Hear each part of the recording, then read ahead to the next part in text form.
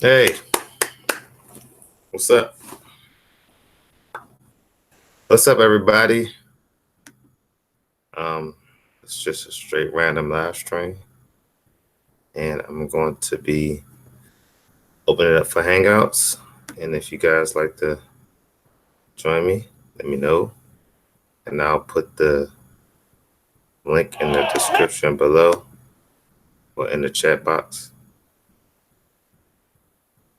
That's the chat. Okay, they're gonna chat right there. You guys want to join? Let me know. Um,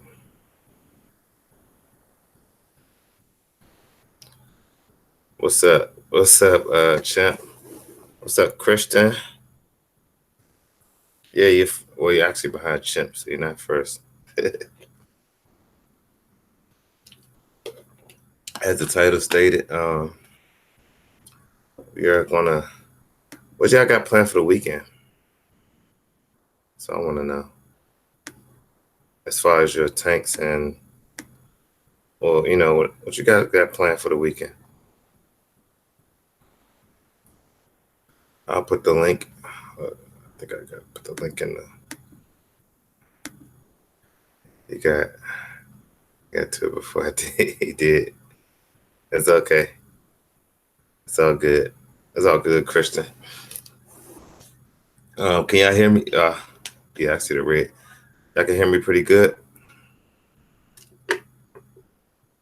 I gotta feed my dwarf zebra lion.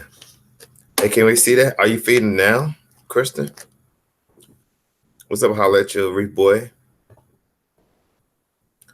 If you're feeding it, let's take a look at it. Hitting up Father Day's deals at the LFS. They have Father Day's sales, Dad's tank, which is kind of fitting. Nothing this weekend, waiting on next weekend for Reefer Palooza. I understand that, brother. Yeah, champ. I won't be able to make Reefer Palooza this year, but maybe next year. Only thing I do plan on going to is Aquashella, Chicago. Um, yeah. So what else plans you guys got for the weekend? It is Father's Day weekend, so happy Father's Day to all the real ones out there. Um, yeah, one shop 25% off. That sounds like a frag swap to me. That's good. That's good. Um, going to Chocolate Water Beach for Father's Day. Chocolate Water Beach. Where is that at? Is that in Texas somewhere? Thank you. Happy Father's Day. Is Chocolate Water Beach in Texas? Galveston Beach. Water is brown. That's not good. Take me to the clear waters. Clear water only. So my plans for this weekend will be actually cleaning up my fish from. Let's see if it's stepping. My plans this weekend is clean up the fish from. I try to hook my Clara C Gen 2 up because I found out that the motor is bad. So I called Ecotech. They're sending me a new motor. I was trying to get it today. I need to actually check my tracking, to see where it is, how far it is, away. Usually Ecotech is pretty good, if not great, at sending things the next day. So I'm just waiting on that. Thank you for your service. That's an invoice. So I didn't get a tracking yet. I don't know if they sent it out. But we do a video how to install the geo costume reactor. I'm a knob, so a video tutorial would be helpful. I'll do my best. I'm a knob too. I'll let you read, boy. I'm actually gonna be leaning on other videos such as Eat Sleep Reef, Rico's Aquariums, Murphy's Aquatics. Um, to calcium I do video, and yeah, I think it's pretty much self-explanatory. Um, and I'm not the only one with the geos, but I am gonna do a video of me um, just talking about it, how I installed it, what I use, what media I use, what equipment I'm using with it, my goals and plans, which I could share with you guys now. My plans for this tank is to have a healthy, thriving 70%, 75% SPS dominant tank, along sprinkled with some soft corals, some LPS also, and things like anemones and fathead dandros, stuff like that. So I ain't gonna have a mixed reef, but I want to have at least a good 50, if not more or less, I don't know, of SPS frags. That is the goal. What's up, E46? Straight random live stream. That is my third stream this week. Oh, NC Fish Guy. What's going on, bro? Met him at Reef Smart. Nice guy. I'm on the fence with anemones, especially the bubble tip or the carpets. They move too much. I totally understand that. I right now I have 5 anemones in my tank. 5. And I only want one, actually. I really want one nice rose bubble tip. So if I can take them off that rock, well, all right, one split. Actually have 5. So it was 4, one of them split. And they're like under the rock. I don't even try to get them out. But they're low in the tank, which is good. The ones up top, I have one that's in like my Zoa, sort of like tree. I got a Zoa rock that's like branch, and it's an anemone stuck right in there, which is not. It's okay. It looks nice there, but I don't know. But the one, it's like at the top of my skate, I might move that one out. I have 2 in the now. They stay put. Yeah, most of them, if they like the flow, most enemies move because of the flow, and they're not settled. So usually, if the flow is right, the lighting. I've seen limbs up top. I've seen limbs at the bottom. So I don't think the lighting has much factor, but it's the flow to me that determines. Cause it kind of like low flow.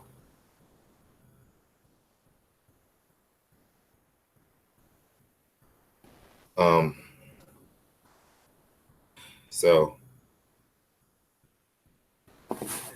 only NIMS I keep in my tank are rock flower NIMS and tube anemones.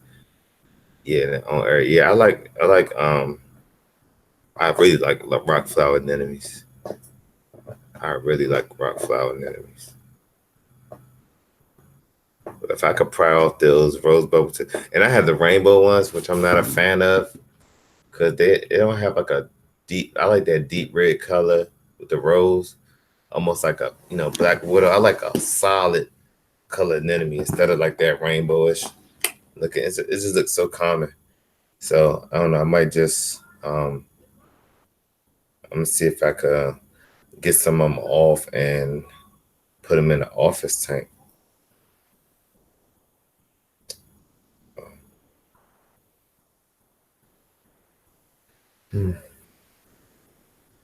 So my plans for the weekend is actually clean up and organize. I have like one room where it's just my tank, and I have a closet and all that good stuff. So that's my plans for the weekend.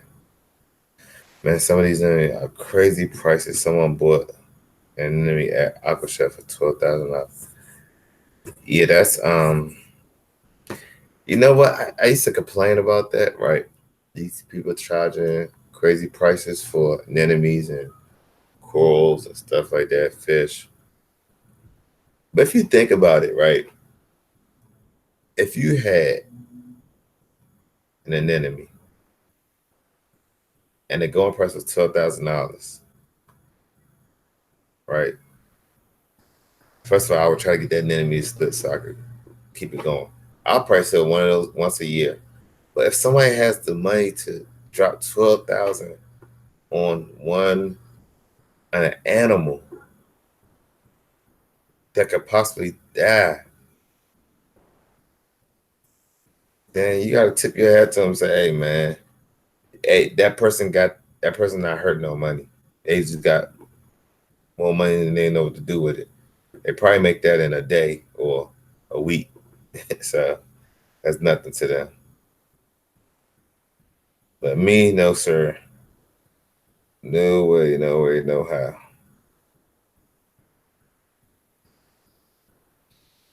So yeah, I couldn't pay for it.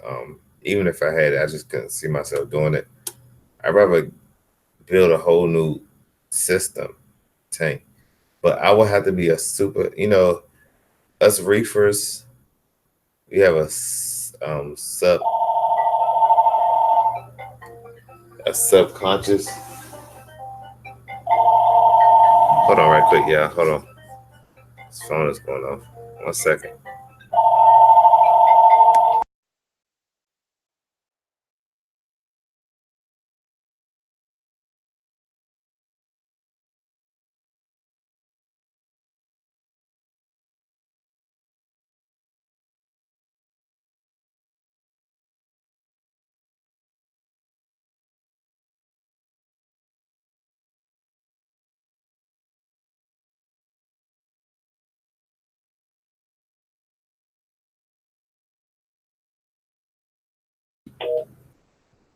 Okay, guys, I'm back. So sorry about that interruption. That was a quick commercial. Um, talking about anemones, right? I was talking about how us reefers, not as super 100% confident in your abilities.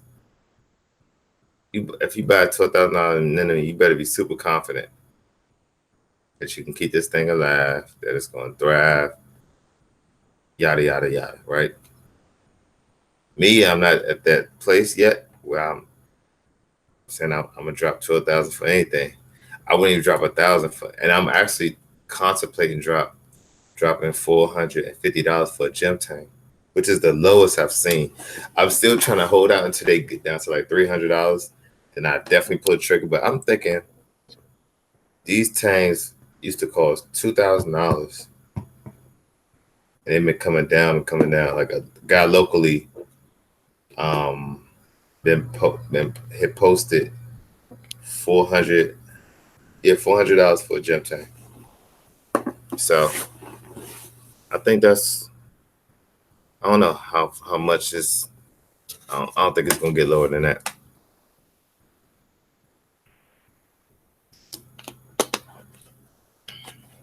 But I like other tanks.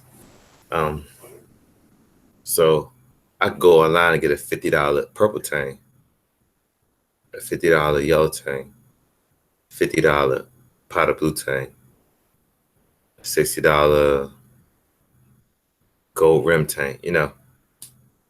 I'm staying right there. So one gym tank I could get five, the five I want. Blue hippo tank. So I don't know. I don't know. Check the Yeah, I checked out your video that you put up E46. Good video. The most special fish is the stone clownfish at 149. Yeah, I think the most expensive fish I ever bought was a pair of frostbite clowns. That was $300, and that hurt me to my core when they died. I don't know what happened to them. I was so upset. Like that was my favorite fish in the tank.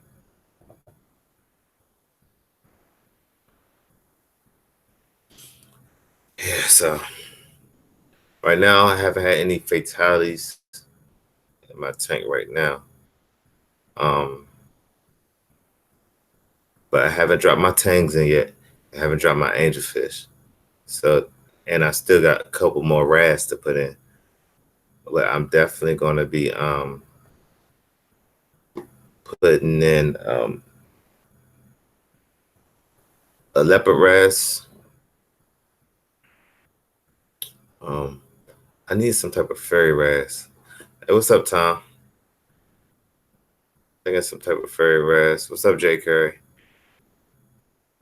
And I then did my tang gang, and I'll be pretty much done. So I'm taking it slow when it comes to the fish. I've been dropping in like damsels, and I did drop some type of it's like a wrasse. I can't remember the name of it though. Yellowtail striped wrasse. Beautiful fish. He's kind of a shadow, like he doesn't swim around. He doesn't swim around like the radiant wrasse and the yellow wrasse. Um, he's like a little torpedo, but he more of a floating torpedo. The yellow wrasse and radiant wrasse, they're like torpedoes. They really get at it. Do you have a favorite coral or top three? Yes, I do. Um, my favorite coral. Okay, so from three to one, three being the lowest. Okay, number three will have to be the jack o' lantern Laptosaurus. Beautiful orange, bright orange. Two is a collective of zoas. So hornets, other chaos, rosters, scrambled eggs. I like a bouquet of zoas. And number one is the gold torch. An honorable mention is a nice bouquet of fathead dandruff. Definitely, it's definitely going in the bigger tank. Yeah, a koi tank. Ooh, that's nice. Koi tanks are nice. I'm looking for a yellowtail wrasse. Hard to find. Yellowtail wrasse. Is it black with the yellow tail, Tom? You might want to for all your wrasse needs, Tom, since you're local, hit up House of Tropics. House of Tropics gonna have, and you just gotta hope that it's on a good day. I think they get their shipments on like a Tuesday, so I definitely would go during the week. I won't go on the weekend because that's when yeah, Black Wolf White Dots, yeah. Um I've seen one of those up at House of Tropics. So go up there on a weekday, right? Now it's a little ways. It's about a 45-minute, 50-minute drive from DC to Glen Burnie. But when I go to House of Tropics, man, it's like you definitely gonna spend $100 out there or more. It just they have everything. It's like a Walmart for LFS. They got everything out there. But that's why I got my Radiant Rest at House of Tropics. And I only usually see them in online or hey Lynn, they get their fish on Thursday. Okay. If you follow their Facebook, they usually update. Hey Lynn, are you on Facebook? I think I seen you in like some of the forums. Their fish be kind of sick sometimes. That is true. When it comes to House of Tropic, because they um it's a big, it's a big store, um Fantastic is good too, champ. Fantastic is further for me than House of Tropics. Um, yeah, I thought I said, Lynn Reef Nerd, you have all the SPS, right, Lynn? I think I see you post. I think we're gonna have to. I'm gonna have to get with you. Some of them SPS you got, Lynn. I'm gonna have to come out and see you. And are you near House of Tropics, Lynn? I never seen a radiant Ras before. Radiant Ras is my favorite Ras. Um, I got a House of Tropics for about $69. One of my favorite fish in a tank. It's beautiful, man. It's like a yellow coarse Ras on steroids. I'm about 8 minutes from House Tropics. Yeah, okay. So you're saying, Lynn? I seen that on Facebook posted.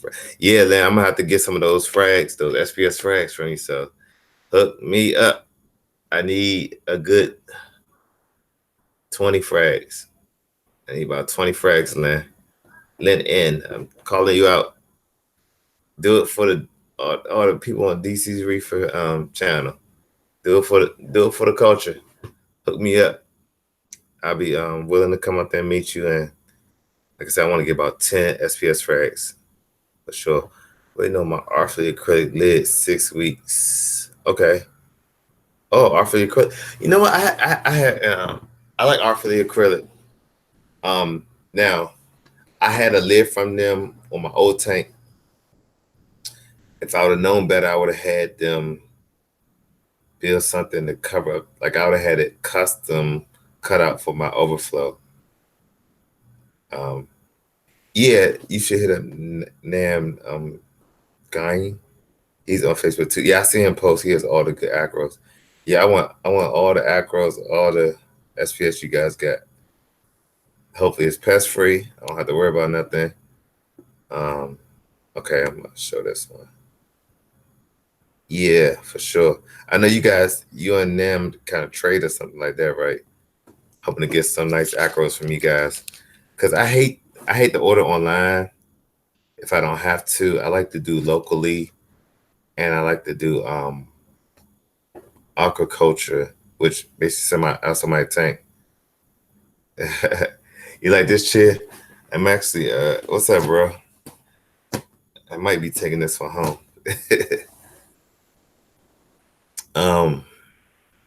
Yeah, so I do plan on getting lots of acros from you guys.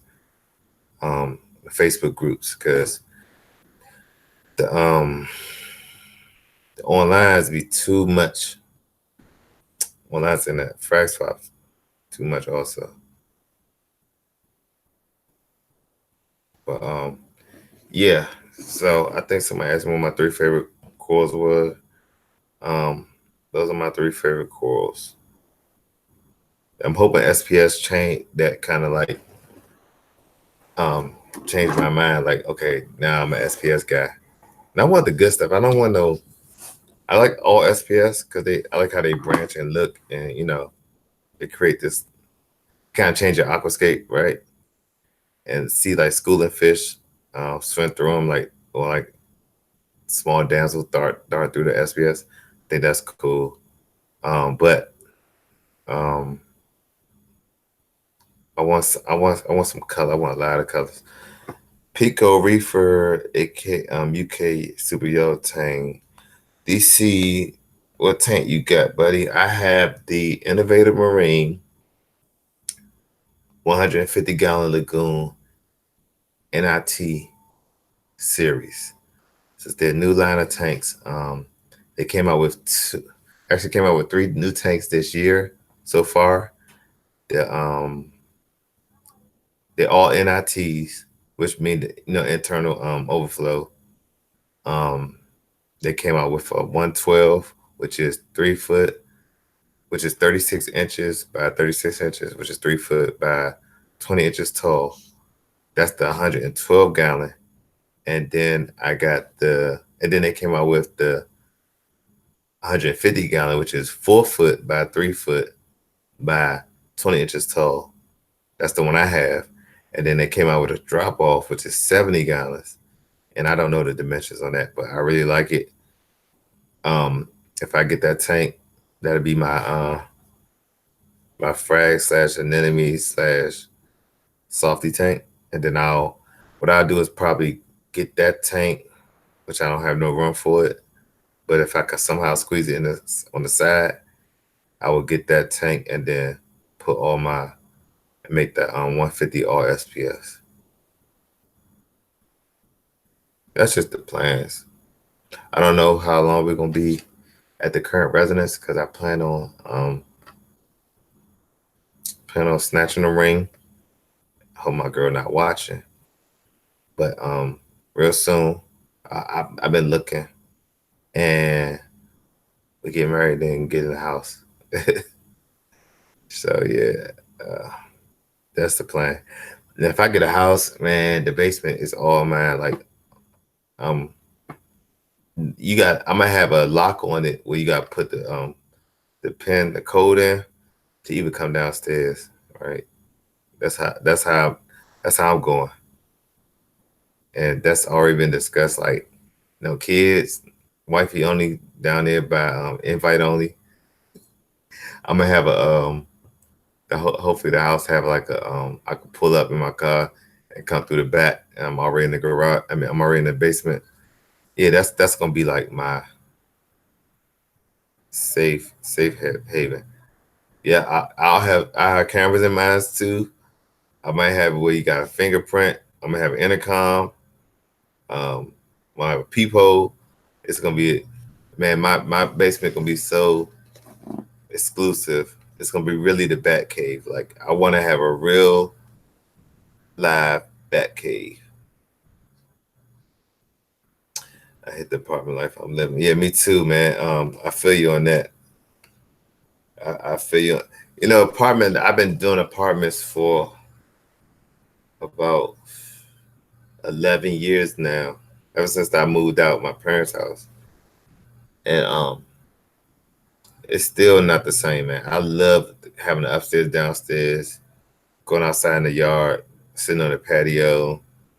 Oh man, I mean, everything about a house, I just love and miss. But it's always the upside and the downside to everything, right? So apartment life, you get free water. Um, where I'm at, I don't pay a lot of rent. Um, and it's kind of convenient. Like, where I live at, I'm about 10 minutes from a job. Everything is um, in close proximity. I could walk downtown to everything, Chinatown. I could walk to the White House. I could walk to the Lincoln Memorial. I could walk, everywhere. So yes, DC is expensive land, but I'm fortunate enough to where I don't live. I mean, I don't live. Well, I do live in an expensive area in DC, but I don't pay that market expensive rent. If that makes sense. Um, just because the church owns the apartments, we're in good hands. Definitely it's good to save up and all that kind of stuff. But I pay for water here. Oh no, if I had to pay for water, I wouldn't be in this hobby, man. Yo, I waste so much water here. Only thing we pay for is electric, gas. Um, let's say electric, gas, and rent. DC, I met a guy that know you the other day. I think his name was Mr. West. Oh my God. Yeah, man. I know him, man. Listen, that guy's interesting. So I try to get him in the hobby, man. Well, I actually got him in the hobby. He actually lives on 6th Street. Um, I know exactly who you're talking about. He's kind of tall guy with glasses. Oh dang, what is his name? God dang. He taught the whole he listen. He would he would definitely talk a hole in through your head. Like, he would live in your head. He'll talk a big enough hole he could walk in, sit down, have his lunch, and then keep talking to you while you dead and gone. Like he's all right. So this gentleman Tom Reefman 202 was talking about. He's a neighbor of mine, and actually, how did he see my tank? I used to work for the apartments, right? And I did work in his apartment, and I know him from the church. But for somehow, I think I showed him my tank on my phone. Something he actually saw it and and he was hooked. And that guy went. When I tell you he don't listen, he do not listen. I haven't seen him in a couple of years though. I hope he's doing well. Um, but certain people, I just like. He's like a computer guy. He's good with computers. But that guy, man, he'll drive you drinking, man. You know how some people just talk so much, you just want to disappear, or he just bullheaded, like they don't see but no what one way. That's what yeah, computers all over the house. Yeah, for sure. I know exactly what you're talking about. Did you go to his house, Tom, to do something, do some work or something? Or how'd you come across him? Because he's right around the corner from me where I live at, like literally walking distance. Man, yeah, Mr. West is crazy. Yeah, he called in. I guess. Yeah, okay. Yeah, those apartments on they're actually like little house. They're apartments because they pay rent, but they're little row houses on Sixth Street side. No, and those are owned by the church also, and they've been there for years, man. Old houses, very old. I wish they would have torn them down and built some new ones, but not my money. Um, yeah, Lynn, I'm gonna be definitely. I just dropped past Fantastic. They had a gold torch, almost 2 heads for $500, and they're having 30% off.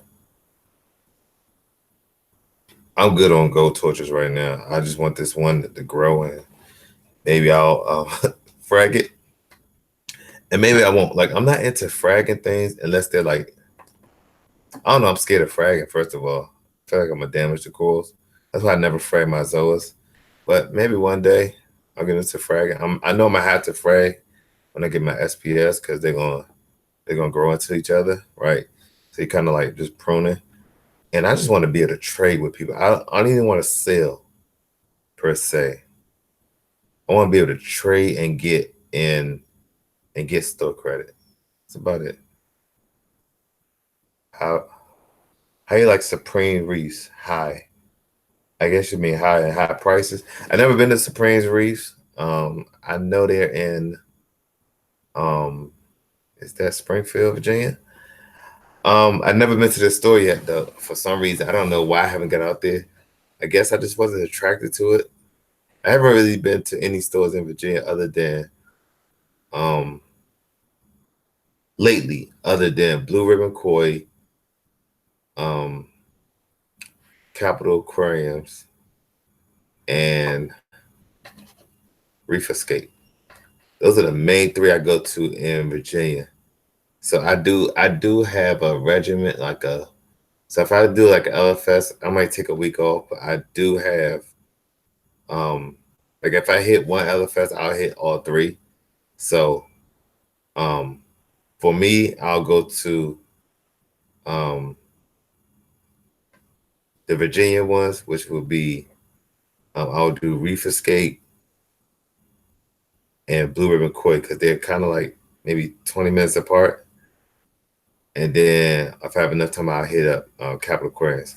If I'm in like the DC going out to the Maryland area, I'll hit out I'll go stop past Tropical Lagoon, then I hit Congressional Aquariums, which is about 15 to 20 minutes away from Tropical Lagoon.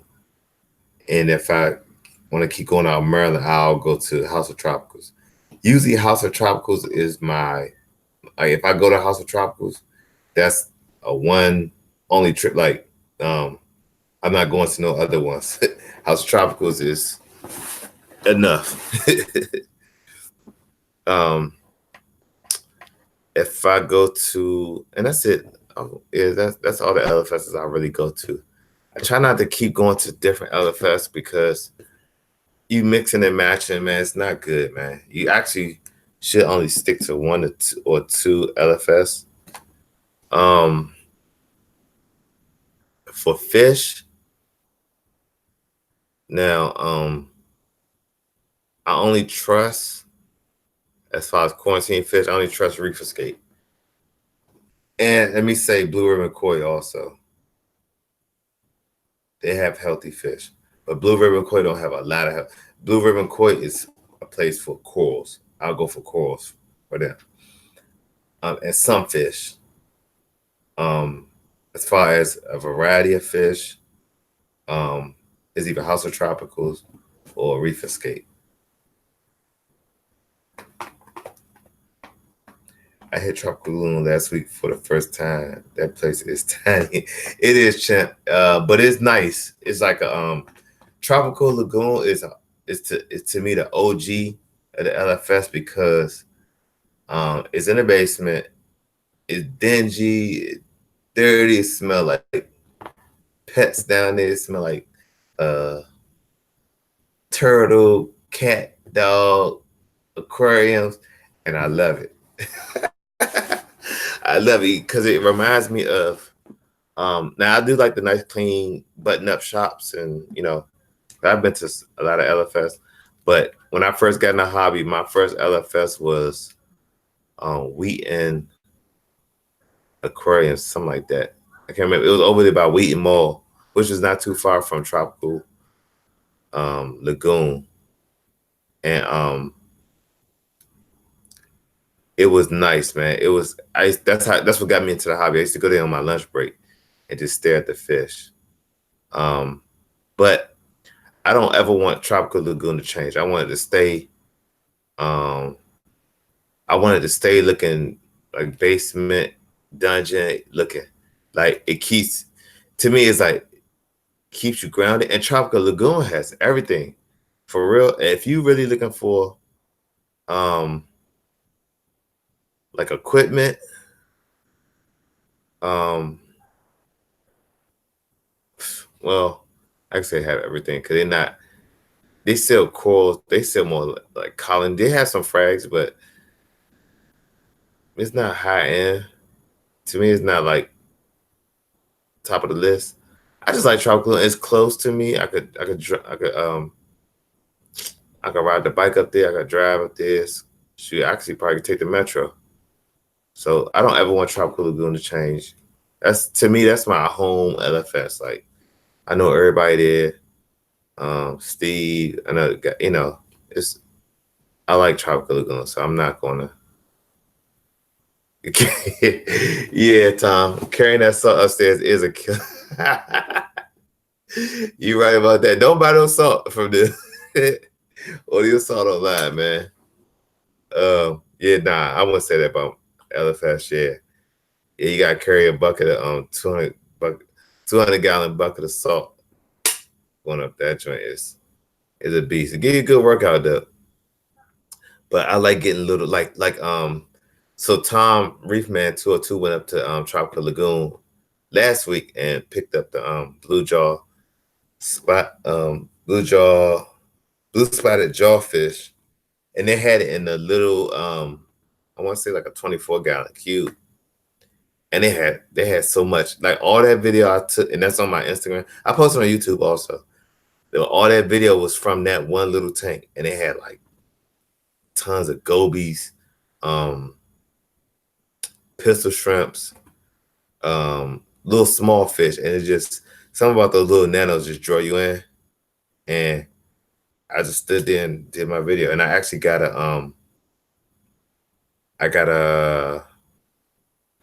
I got a couple things out of that tank, but I ended up getting a wrasse out of that store that day.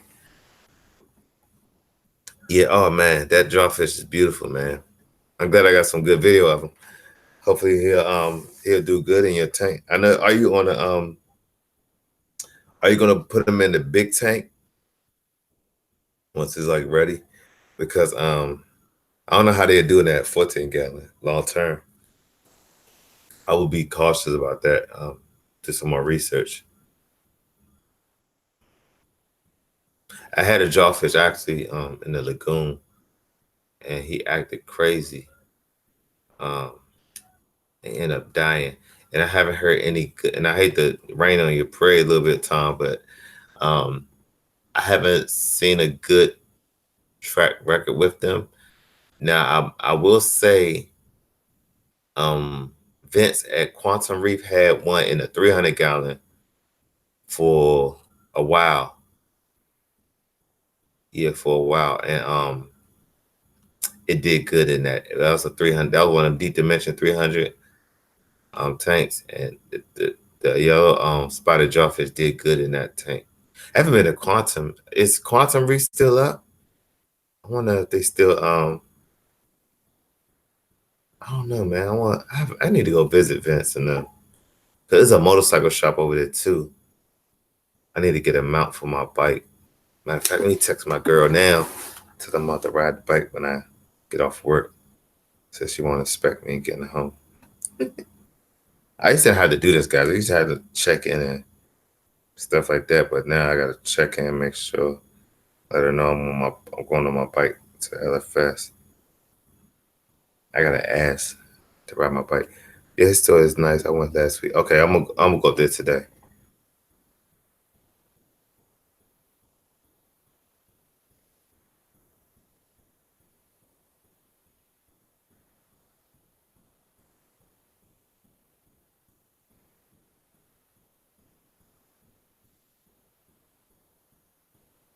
Yeah, hopefully it don't rain this weekend. Take my girl out on the bike. She loves the motorcycle. Okay. If you guys want, hey Tristan, I'm sorry, man. I know I see you in the chat. Jump in, man. Jump in. Are you working on a video? Oops. Okay, let me jump in. DC, is that your singer that used to be in your old videos? No. No, no, no, no. That's my ex, Bianca. Um, my girl now name is Marquita. She actually when the guys when they can't help me with my tank, she actually made us chicken wings and got some mumbo sauce and got down. Hey, what's up, Tristan? Got down on some of that. Oh, Tristan, can we hear you? Can you hear me now? We hear. I hear you. Yeah, what's going on, man? You working on video? Yes, sir. Just trying to get I this know which new one it is. Alpine It's the tank. Elos, right? That's right. Yeah. I saw some stuff on Francois, which he has the coolest name ever, Francois. Yeah, I saw it on his channel. On his Instagram. I think you like did a little teaser, but man, do you get one of them high clarity Elos tanks? Yes, sir. Oh It, man, I'm so jealous, man. Get out of here. it's a kind of a interesting tank, man. They don't, the thing about Elos is that they don't really talk about their tank or their glass. They call it diamond glass, but what it Right. really is, it's sapphire. It's manufactured sapphire. It's the same stuff that you got on the face of a Rolex. What? Yeah. Wow. That's why they cost so much. Yeah. Yep. Yeah, I spoke with him before I got this lagoon, before I got this innovative marine, right? I spoke with him at was it Magna? And I was trying to Rico was trying to have him hook me up with a like sponsor me a tank. And the more I beg, like I'm not a beggar. I don't like to ask nobody for nothing. It came to a point where I was like, nah, he's not gonna sponsor this. And that's I say, well, let me, because I like the tank, I like the I like the dimensions, all that stuff, right? Okay, let me look up how much this would cost me. Tristan, I almost fainted, man. Like I was like, yo, just for the tank and stand, I'm gonna be at a good $6,000 easily. And what size were you looking at? That was the two. Was it 200? I want to say it was 160 XL, and I think that's 200 gallons, Yeah, I believe. And it had like the magnetic doors. panels. It had everything I wanted. The metal stand. Well, I guess was it aluminum? I think it was metal. It's stainless steel, powder coated. Stainless steel powder coated stand. See, yeah, I couldn't do it. But I like this. I like their tank because I like the overflow system where it returns from the bottom and the top, and you can control it. It was nice and slim profile. The diamond glass thing kind of sold me because I'm all about clarity, and that's why I be like I'm picking Devin Brain. Sometimes when it comes to his water clarity, like, I love looking at a glass that looks like almost like acrylic. So that kind of sold me, but I was like, I can't see myself paying $6,000 for that Yep. tank. So I'm happy for you. I'm a back here through you and your videos, and I'll be in Charlotte soon, so I get to see it for myself. All right. Sure. Yeah, but I'm down here in North Carolina, and Francois's workshop is down in South Carolina, and he and I had started talking about something like this way back at the rally show, Uh, and I went down there, and I'm gonna do like an interview with him, and hear a little bit about his history and the business's history, where Elos has been for like the last 5 or 6 years. A lot of people don't know this, but I grew up in New Jersey, and one of the first places that I ever went to go visit, one of the first ever stores was the Elos New York studio, conveniently located in New Jersey.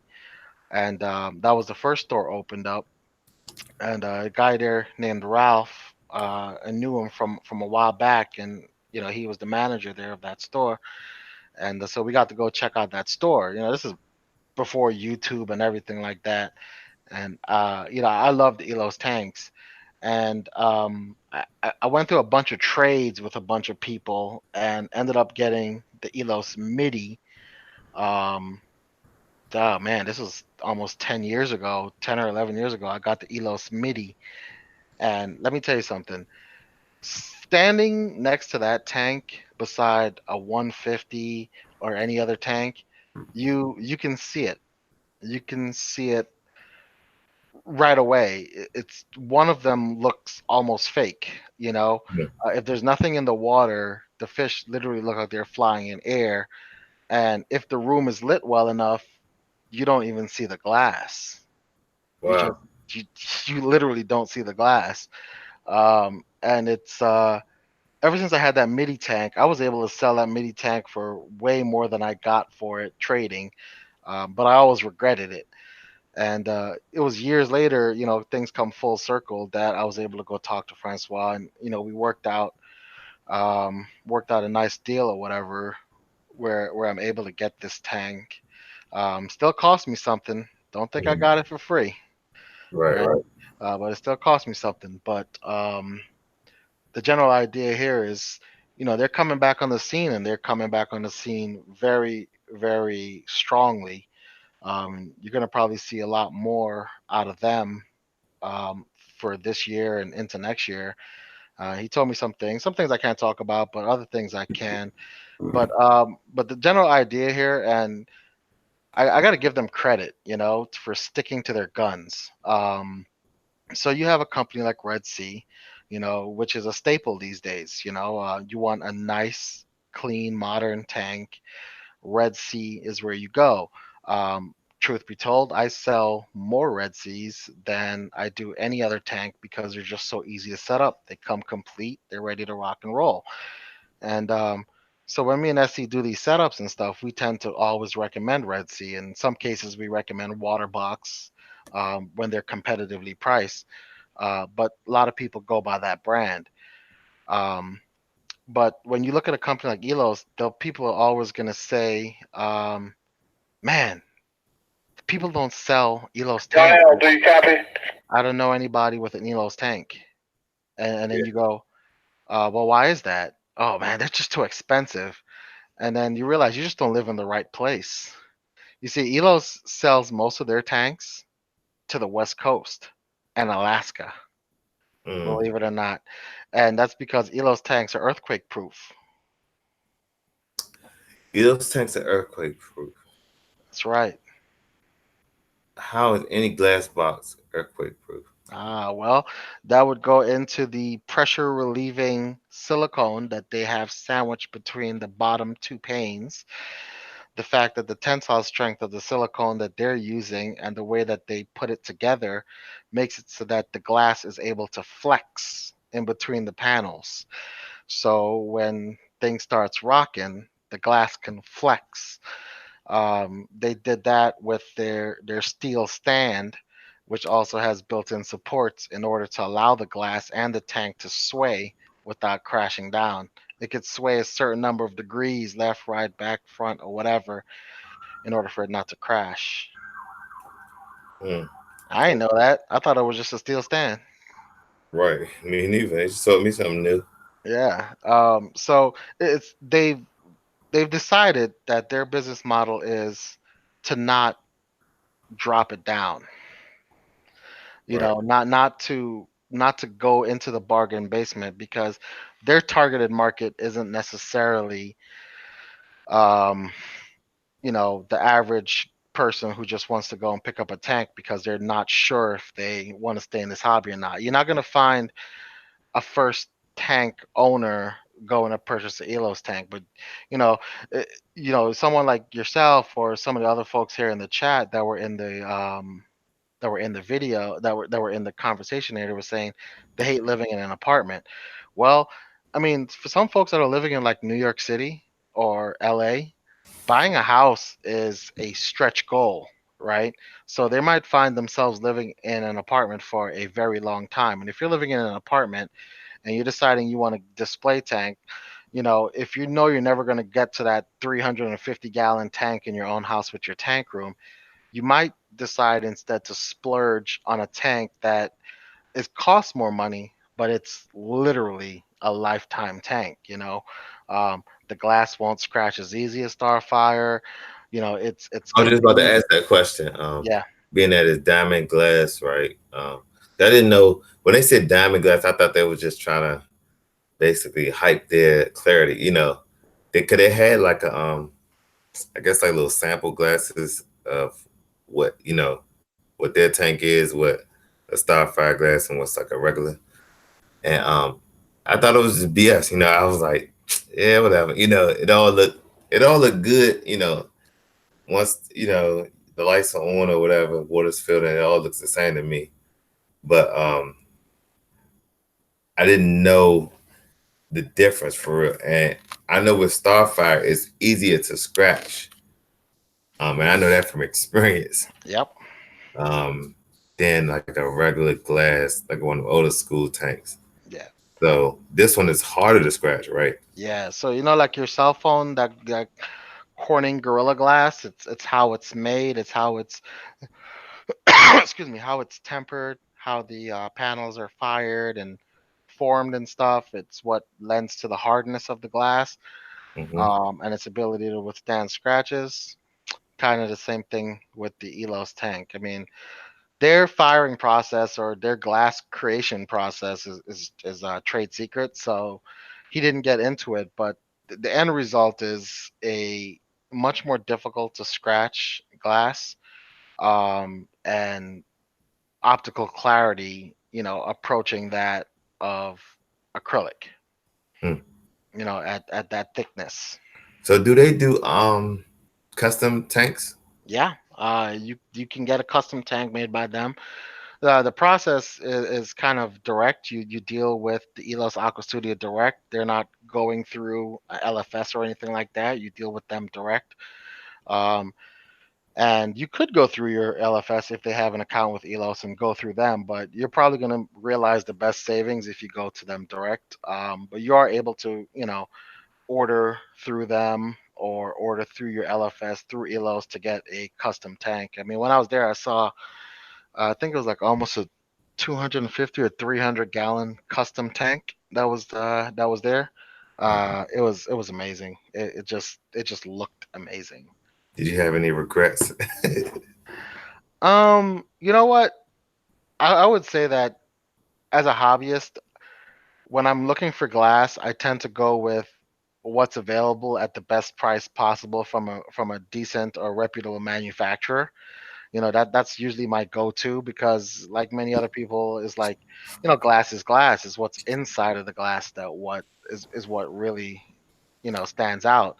I mean, there's a couple of things I took precaution wise with my new system. I wasn't doing the rimless route. I don't like Yeah, the whole me rimless thing neither. on big tanks, on Me on big neither. tanks, right? Anything above one, 180, 120 or something like that. I need a rim on it. I'm just not going to deal with that. That's just too much hassle for me. Um, but I will say that my 350 is feeling some kind of way. I look at them and I can see, easily with, I don't have to do the paper test. I don't have to like throw something in there. I'm using the same lighting. They're in the same room. But when I look at each tank, I can say like, damn, all right, now I know what they're talking about. They weren't kidding. Yeah. So it's set up and running, huh? No, it's not up and running yet. Okay. I have all the parts to it. So I mean, this is all Elos and Marine Pure. So the whole tank filtration, everything is Elos branded. The only thing that I would not budge on was lighting. I Okay. want my choice of lighting, and I'm going to be using XR15 G4 Pros. Yeah. That's what I'm Three of using. Yeah, three of them. Okay. And I know we're doing a lot of teasers or spoilers. It's an 80-gallon, right? Yeah, well, they market it as 80 gallon. It's 48 by 24 by 20 high. That's about 90 to 100 gallons filled. Yeah. So it's a 95 gallon, I guess, if you depending on your water level. Okay. Yeah. Nice, man. I hope to see it, man. I want to take a look at that bad boy. I don't want to get jealous. Only thing I would do, like, if I had, like I said, when we get a house, if I can get a custom Elos over getting like a custom Reef Savvy, I would go with the Elos. Now, with Reef, because Reef Savvy kind of got I guess, the name of names. Like, if you want something high end, you would go with Reef Savvy. Why do you think Elos is not as popular as Reef Savvy when it comes to custom builds? I think it all depends on what a customer is looking for, right? So I mean, it like I said before, like we deal with all spectrums, right? Here at the company, right? So we get the regular guy who just wants a 30, a 60-gallon marine land tank, and he just says, "Listen, I don't want that whole BS with the internal overflow. Can y'all drill it for us and put in a synergy overflow or a modular marine?" I'm like, yeah, we could do that because that's all they want. That's what they can afford. That's in their price pocket. We're not about that life of pricing people out of their pocket. You know what I mean? Like you gotta buy the tank, but damn, you need some money left over for lights and corals. That's the part that you're doing this all for, right? Um, they're not as popular because face to facts, they're expensive for what you get. If you don't understand why it's expensive, or if you don't understand why the glass is different, and if you don't have an opportunity to see their tank next to a Red Sea tank and next to a Reef Savvy tank or whoever, anybody, if you don't get a chance to see them side by side, you'd never understand why. You never understand why the glass is clearer, why it's built with silicone that costs like $150 an ounce or something like that for the silicone. Why instead of having a United States manufacturer build it, it's built overseas and shipped here on a cargo container that has a 2 month lead time in order to get the tank on the cargo container here, and that a person accompanies it all the way from there. It's like buying a Lamborghini. All right. You buy a Lamborghini, there's a guy who travels with the Lamborghini from the build all the way to the delivery. All that little bits and pieces and stuff that's a part of that whole transportation or whatever is it costs money. It costs, it's somebody's job to do that. So, I mean, when you buy Elo's tank, I won't lie. It's like buying a Lamborghini. I don't own a Lamborghini, but damn it, I felt like I was buying a Lamborghini when I walked out of there. And that's what it's about. If you feel good, that's all. That's what it's about. Because it's still an individual hobby. You know, at the end of the day, we share the same hobby, but you're looking at that tank every day. And to be pleased with what you bought, best feeling in the world. Like I made a good purchase and I'm happy. But like you said, now you gotta suck up the fact that the 350 is feeling like a Honda, and you got this little Lamborghini sitting next to it. Uh, I mean, the 350 is gonna look like a little hobo soon because, one of the things that I want to do with this particular build is, I'm taking all of my really top end corals, right? So, Hmm. the Disneys and the home wreckers and all that stuff, that's what's going into the system. You know, my rare Welsonies and Aussie Welsophilias and stuff like that, and button corals and all this Croc Island Master Scolies and stuff is what's going in there. So, I'm literally, I told the boys, I'm like, I'm gonna go and raid the shop and I'm gonna take all the expensive things and I'm gonna put them in this tank, because I could do that. And they're like, well, you better be posting a picture of it every single day on Instagram. I'm like, I got you, as long as I get to go shopping. That's what's up. That's what's up, man. Well, we're looking forward. If y'all not subscribed to Tristan's Reef, make sure y'all hit that subscribe over there because it's dropping that video real soon. I want to watch it. Are you gonna premiere it? Yeah, I was thinking about premiering it.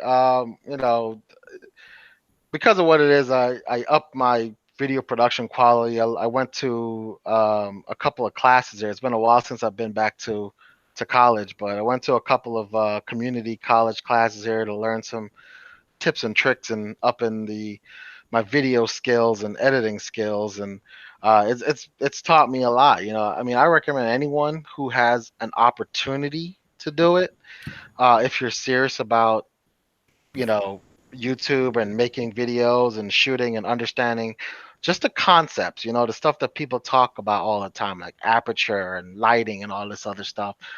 I took an intro and then I liked the intro, but I felt like I was ahead of it. So I went and I took the intermediate. Uh, and that's where I'm sitting right now, in the intermediate section of it, where they kind of got more in depth into videography and how to film it and color grading and all this other stuff.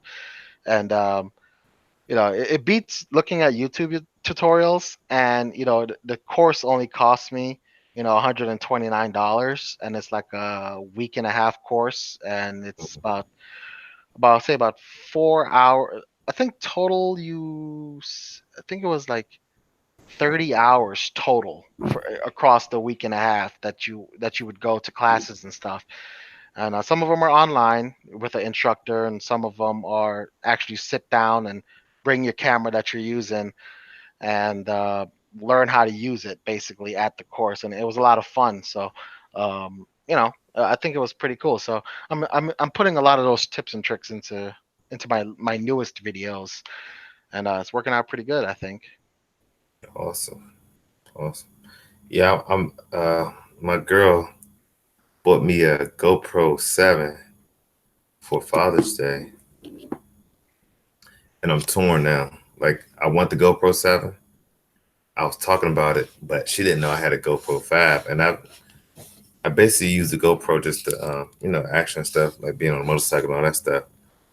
But I really want to camp. Like I'm thinking about the Sony A6400 Mm. um, or something. I want something light, um, but with good autofocus and that could take 4K videos. I don't know. I'm kind of like still looking. So I use the A6300. Hmm. Um, and I upgraded from the A6000. I had been a long time Nikon user for a long, long, long time, and I basically sold all the Nikon gear and used that money to buy the A6300 and a couple of lenses. And the thing that makes it what I like about the A6300 is in Nikon, you kind of have to guess where certain things are, where certain settings were. And the A63, it has a ton of menus, but you don't really have to guess. Everything is kind of laid out there on pages, and a lot of the operating system travels from camera to camera, so everything is in the same location for the most part. You never have to guess. But yeah, I wasn't about buying like one of those huge DSLRs and stuff like that. I kind of wanted something that I could still fit in like my pocket or have a very small bag or stick it in my backpack, and use that. So I like the A6300. The 6500 is very similar. It's newer, of course, but for what it is, man, I think it's a great camera. I recommend it a lot, actually. Okay. So I guess I need to know the difference between a 64 and a 63. It's I just, don't think there was a 64. I thought it went from 63 to 65. it did, but they came out with a 64 now. Like Huh. it's their newer camera, A6400. Check it out. I've been looking at different videos comparing. They've been comparing that to like the Canon. I want to say G. GH5. No, it's not. It's not the Panasonic. The it's like I can't remember the Canon when they Like compared to what I was watching. 80D or 90D or something like that. Yeah, well, that's a little DSL. It was a mirrorless. Mm. Cause I actually held the one that Rico has. He has the 80, 80D, right? Yeah. and that one's heavy, man. It was way too heavy. Like if I'm vlogging, I'm holding it up. It's no way I want to be you know I want to be happy doing it. You know what I'm saying? Like it's no way. So I was like, nah. And if it was too heavy for me, just holding that little bit, I know for sure I wouldn't You be wouldn't like use it as much. recording. So Yeah. yeah. So No, that that's important. 60, That's important, man. Because yeah. one of the other things too is what I was looking at accessories for the Sony, and I realized that a lot of people went and got the Zhiyun Crane 3 gimbal, right? And that's Oh like a my four goodness. $400 $500 gimbal. But I got the Feiyu G6, which is damn near perfect. I think it was made to use the Sony cameras on it because it fits so perfectly. Everything works, all the features work, and that's only like $150 or something like that for that gimbal for a mirrorless camera gimbal with all the bells and whistles, Mhm. Bluetooth and motion tracking and all this stuff. I mean, it works damn good for the price, man. You I'm can't go telling you wrong that with that. that gimbal life, like especially for a camera, it's heavy. Like Moki, he had bought the gimbal for this, and he has the point and shoot Sony. And it was just like I asked him why he don't use it no more. He says it's too heavy. He Yeah, said he rather just take it the little Joby handheld tripod, the flexible one. He said he just go with that, and he hasn't really seen like unless you're doing a lot of walking and you really don't need a gimbal. So yeah. Built-in image stabilization was a real big one for me too. Like a lot of the Sony lenses have stabilization built into them. Okay. And I want to say I think that the Sony lenses are lighter because all of the autofocus mechanism is built into the camera body instead of the lens.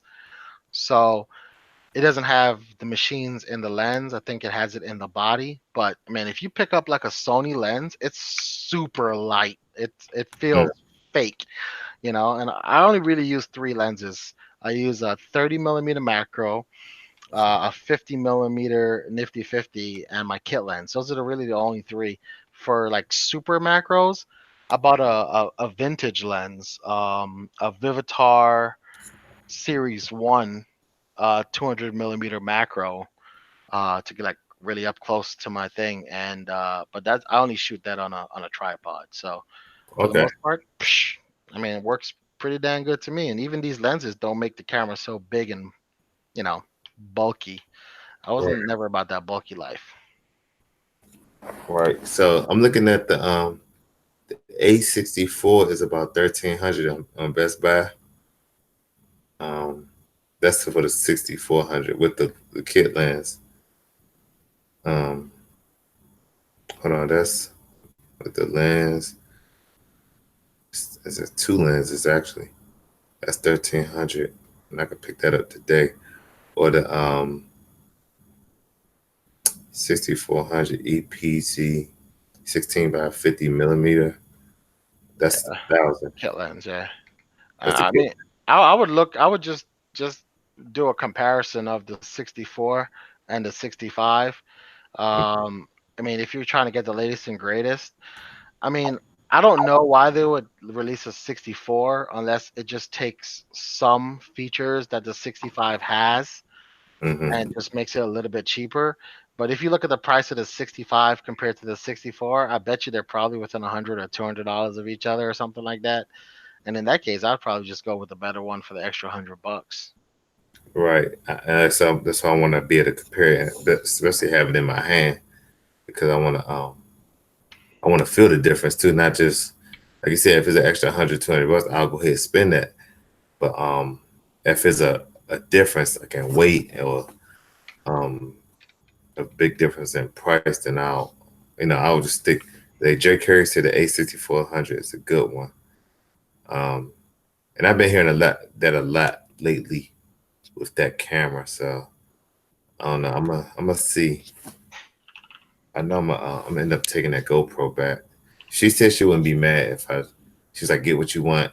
She said the guy kind of like steered her over to buy the GoPro, and I don't know why. Because as she told her I do YouTube videos, I don't know why he would have recommended the GoPro. Like that is just didn't make sense to me. And then she didn't know I had a GoPro already, so I don't know.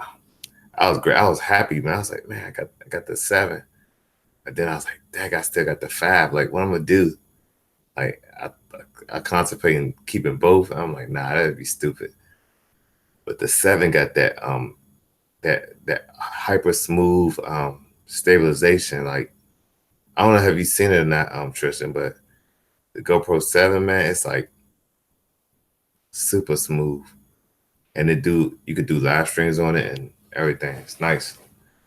But I want something that's going to look more clean, like in videos and stuff like that.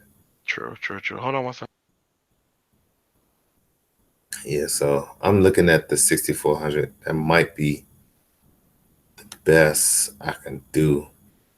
I'm gonna make sure I look at some more videos, either 64 or 63. I like Tristan videos, so um, I can pick his brain as far as the aperture setting and all that kind of stuff. I won't have Yeah. to pay for the class. I'll just ask Tristan. It's a couple of different setup things that you could do to make it look good. I mean, oh man, I just you see things happen for a reason. Now, we went to Reef Orlando, right? Hmm. And I guess some point at some point I guess I got into a a Sun Expressway thing. These fools sent me a toll enforcement invoice. Forget this, $1.07. $1.07. They want their money, man. Yo, this is the second year I've gone to Reef Palooza and got a ticket. That's crazy. Yeah. So I pay. Yeah. No, uh, no, that's amazing. $1.07 I owe the state of Florida for Sun Pass, and I don't even know when. I don't think I passed by a toll, but all right. I don't even think there were any toll roads where I went. They take a picture, right? Yeah, no, they took a picture. They took a picture of the truck. Yeah. That's how they get you, man. Man, and you know if you don't pay this, it goes up to like $300 Right. in like 20 days or something like that. Crazy, right? Yeah, yeah. Now, you know what's funny? It's like the videos that like you make and Rico and everyone else that's shooting, fish tank videos. Hmm. Do y'all realize that unlike anyone else that makes videos for YouTube for other daylight mediums, we're like literally shooting the hardest subject matter Yeah. ever. It's dark. Yeah. Low light and the blue light, the blues and the LEDs and like that's why I look at guys like Dan and he has like this camera this dude got. It's like an $8,000 camera, something like that. It's super expensive. And I'm like, yo, but it's because it's business. I'm like, yo, I could never. There's no way. That's why we need all the filters and we need to change the lighting and on the light schedule, all that stuff. So I don't know, man. I just literally took a video. I always been a cell phone guy, and I did a video of this retirement.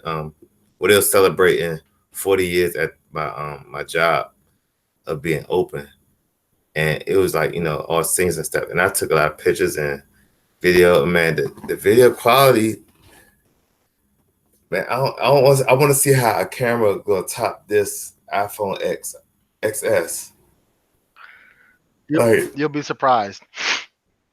I think you'll genuinely be surprised because I can tell when I switched from using my iPhone and a gimbal to using a real camera with a real video setting and to take videos and stuff like that. And you can definitely tell. It's just how crisp it is, how yeah, clean it is. What you can actually do with the footage that you take. Like you can change the colors and correct it and make it look nice and stuff like that. You're gonna find yourself learning some software like Premiere or uh, for anybody who wants really really good software for free, use DaVinci Resolve 16. It's free for your own personal use or whatever, making YouTube or whatever.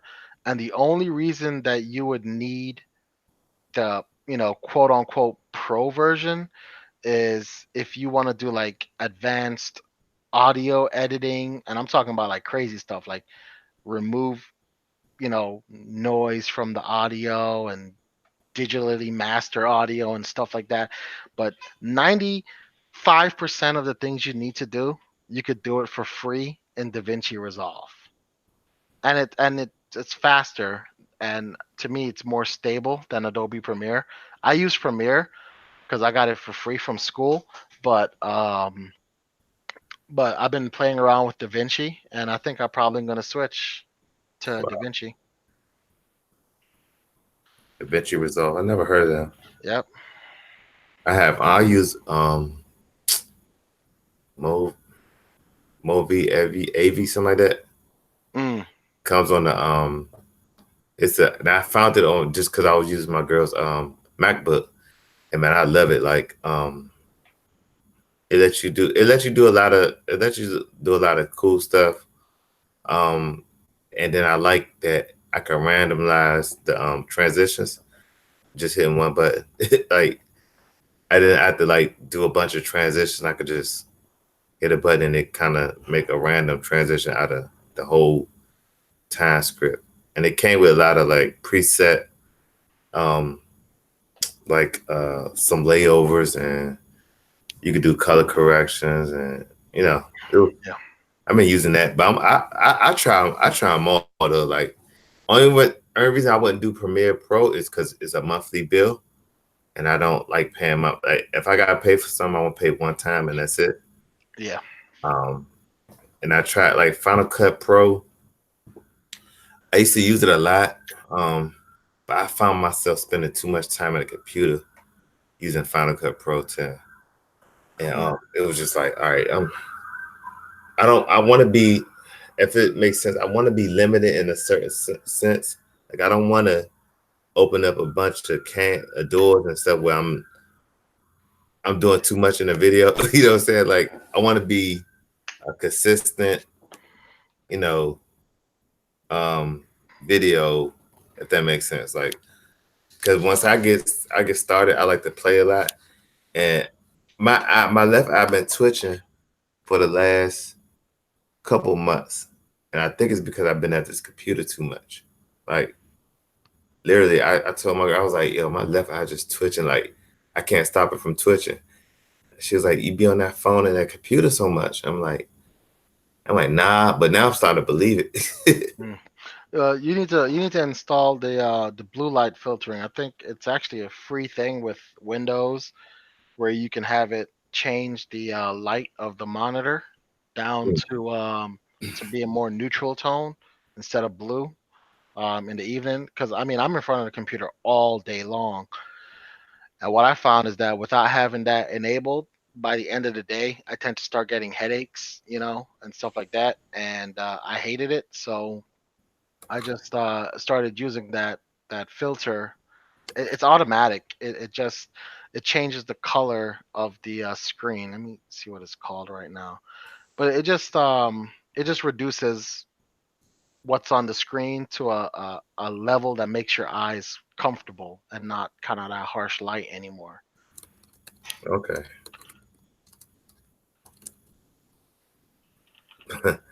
um, Greg Curls said I'm gonna be paying for Trident monthly anyway. So what's the difference? That's a big difference. Retank chemistry is a must. Videos are optional. Screenshot. Yeah. Yeah, tried it. Still waiting on mine. So you ordered it and then you just waiting to receive it. Yeah, it's different, with us. I'm not gonna buy it retail just to have it fast. I'm gonna buy it through our sources the way we normally do. But you're on a waiting list. Yeah. But I don't think it's something that I need right away. I think But you've been Trident. keeping it awesome without it. Yeah, yeah. I mean, here's the funny thing about Trident, right? It removes a task that for many people is tiresome. Now, a lot of people swear by alkalinity, right? And they'll say, all right, I'm going to test my alka every day or whatever. And if it looks good, because that test only takes a couple of minutes, right? Hmm. But I find that even with my calcium reactor, my calcium, its namesake, calcium reactor, my calcium drifts over time.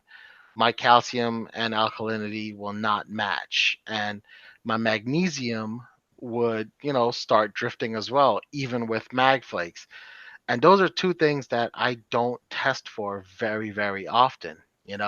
Maybe once every 2 weeks, maybe once a month. But if everything looks good and polyps are extended, I won't even test for it.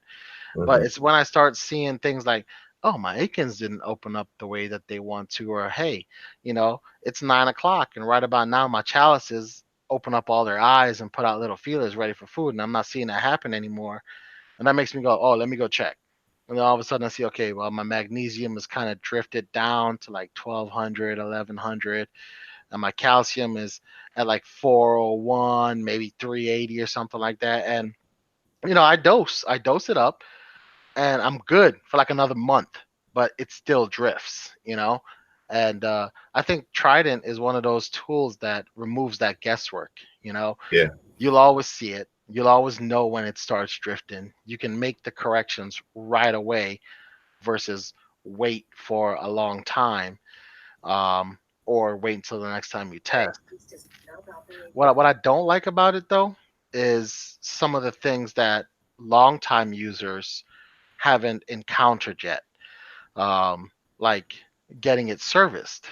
You know, a lot of people switch to using Kamoa pumps. Yeah. Kamoa says you need to change that tube every 6 months. I find that I need to change that tube every 3 months. Wait a minute. Wait a minute. The peristaltic pump, Yeah, you have to change the tube every 3 months. every 3 months. Why is that? Well, I mean, you're looking at something that is going 24 hours a day. Mine is dosing right around 50 mils a minute, right? So it's not too low. It's not 120.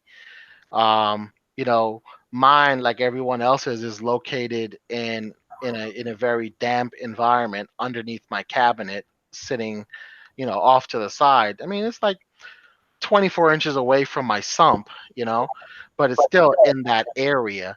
But I mean, I found that when I look at it, if I start hearing a sound from it, I'll go down there and I see like some black stuff around the rollers, and that's really just dust. It's like dust bunnies that accumulate underneath your tank, and they get blown around.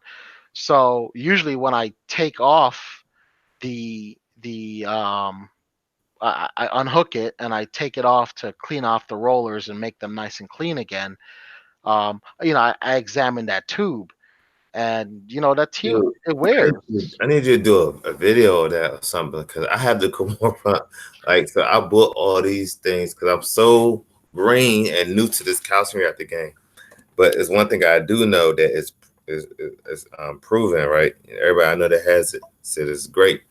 So I'm going off of other recommendation. I'm going off of my own eyes. Like I've seen tanks, and every tank I've seen, YouTube or in real life person, most of them that had a calcium reactor, it looks amazing, right? So that was like, okay, let me get a calcium reactor, and I got one, and I got all the bells and whistles. I remember looking at your video, Tristan, and I saw that you had the carbon dosa and the Kimura, and I was like, okay, I'm gonna get it. I'm gonna save my money and get it. Now I need you. I need your help because I didn't know that Kimura. I knew all equipment needed maintenance of some sort, but I didn't know that I had to change this every 3 months. And so I kind of need to see how you guys change it also. Hey, what's up, Phil?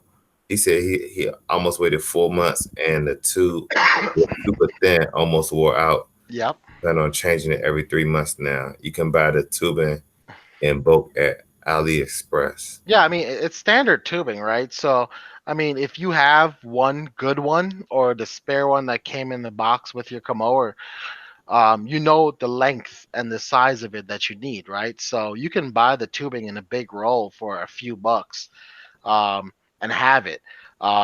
It's just one of those things where it's more accurate and it doses more consistently when you change it on a regular interval. And like Reefkeeper just said, if you wait too long, it'll wear out. And a part of that depends on how fast it's going. So if your thing is only going at like 15 mils or something like that, it's going real slow, you know, very imperceptible. But if you're like me or probably him, it might be going at like, 40, 50 mil, which is kind of where the sweet spot is for me. It's going pretty fast, so you might wear out your tube a lot faster than say someone who was doing it at 15 mil.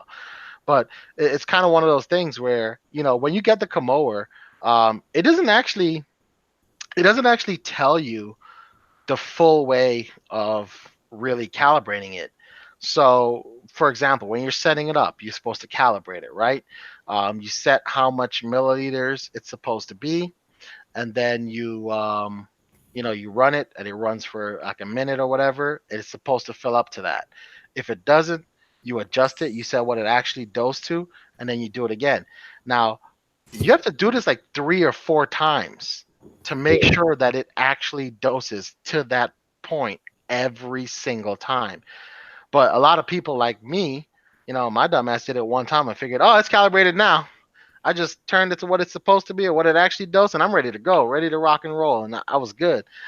Thankfully, after going back and, watching a couple more videos and reading a little bit, um, I realized that you got to go through that calibration process a few times, and it doesn't tell you anything about having to clean the rollers. It doesn't tell you how you're supposed to um, lube the rollers. It doesn't tell you that if your girl guy has long hair, behind the roller on that little stem that pops out right there, you might have a freaking hair a ball a ball of hair behind the roller, making it not not consistent. But it's just one of those maintenance things. It's really about paying attention to your equipment. That's what that is. It's really about just paying attention to the equipment. So let me ask you, with your, because you have a lot of equipment, just as much as I do on your tank, do you set in reminders of what equipment you need to do every month? Yeah. So what I did is, Apex has a nice little ability where you can set calendar things, and you can set them recurring. So basically, I set a recurring reminder, change my tube every 3 months. I have a reminder saying that my Calquasser doser, I need to change that every 9 days. Mm. So I do that. I mix new Calquasser every 9 days, and I have it ready to go. Um, So you know, do you dose your Kalkwasser with your ATO, or you just like drip it in? no, I use the Kamoer X1, Oh, and okay, you and dose. I have a Calquasser reservoir, and I just dose out of there. Mm. So it's 480 mils a day is what I dose of Kalkwasser. And that's a cool. How did you come up with that number? I turned off my calcium reactor and I kept dosing as much Kalkwasser by upping it by 100 mils every day until I got to a comfortable alkalinity level that gave me a comfortable pH level in the tank, and then I tune my calcium reactor to make up the rest of it. So I use my Kalkwasser to get me to 7.5 DKH, and I use my calcium reactor to take me to 8.3. Okay, this is a lot, man. This is a lot of numbers. So, all right. So my understanding was, okay, you mix your salt, right? When you first start, you mix your salt, whatever that gave you, and you like it like a 8.5. The calcium reactor is supposed to keep it consistent, right? And to keep it at like an 8.5, you adjust your calcium reactor. Yeah. So so so what I did when I first set up the calcium reactor, right? Um, I My tank was already running. I set up the calcium reactor. I let it purge without injecting any CO2 into it. So I let it run for like 3 days, just purging out all the air inside of the rock and stuff. And then for those 3 days, I was hand dosing. So every day, I know that my tank was using this much, um, what you call it, this much alkalinity, right? And I would dose the same amount of BRS2 part every single day to bring it back up. So what I ended up doing is I would turn my calcium reactor up to like say 10 or 15, and the next day when I test, it would say that my DKH went down this much. And I just kept over the course of a week, I would turn up the calcium reactor 5 or 10 mils every day based on my alkalinity test that I took at the same time every single day. So the first day that I went and tested alkalinity and it didn't move, I didn't dose anything. I waited until the next day. And then what tested the next day at the same exact time, alkalinity didn't move. Fine. Then I knew I was at the right the right level. I know that based on my on the amount that I'm dosing through the to the calcium reactor, that it will maintain this at all times. And all I need to do when I change my tubing, even when I turn it off, um, is make sure I dose that same exact amount when I turn it back on again, and that's it. I don't have to do anything special. If I change my CO2 container, it doesn't matter. I dose the same thing, the same bubble size, the same bubble rate, the same bubbles per second, everything. All I do is control the little knob on the Komoa. See, now that was my whole. Now, without doing all this math and stuff that you gotta do to get the right sweet spot, that was my whole case for Trident, right? Because a guy like me, I'm so new to this whole dosing thing. Because I always just did water change. I never really did any type of dosing before. I never had any SPS or anything like that either. So I always did water change, but every time, and I remember talking about this last year on like reefing with O string, and they would like crucify me for saying that. Well, when the Trident come out, I'm gonna let it test, and then I'm gonna set it to a certain number, and if I had the dose, it's gonna dose it back to that number. And they can say, "Nah, man, you shouldn't do that. Like, you shouldn't trust it and stuff like that." And I was like, it's equipment. Like, whatever equipment you trust or don't trust is just, I guess, it's a roll of the dice, right? So, like with what you did every day, test at the same time. Well, the Trident is testing your tank 4 times a day, and if yours getting like alkaline getting sucked up, and you setting your apex to I want it back at 8.5, the dose will dose your two part to bring it back up. Is that correct? Yeah, yeah. So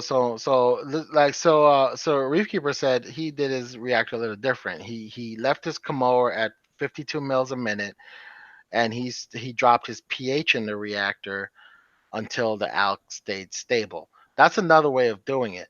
But the reason I didn't do it that way is because, I use Reborn Media, and Reborn says peg your calcium reactor at 6.5 in the reactor and adjust from there.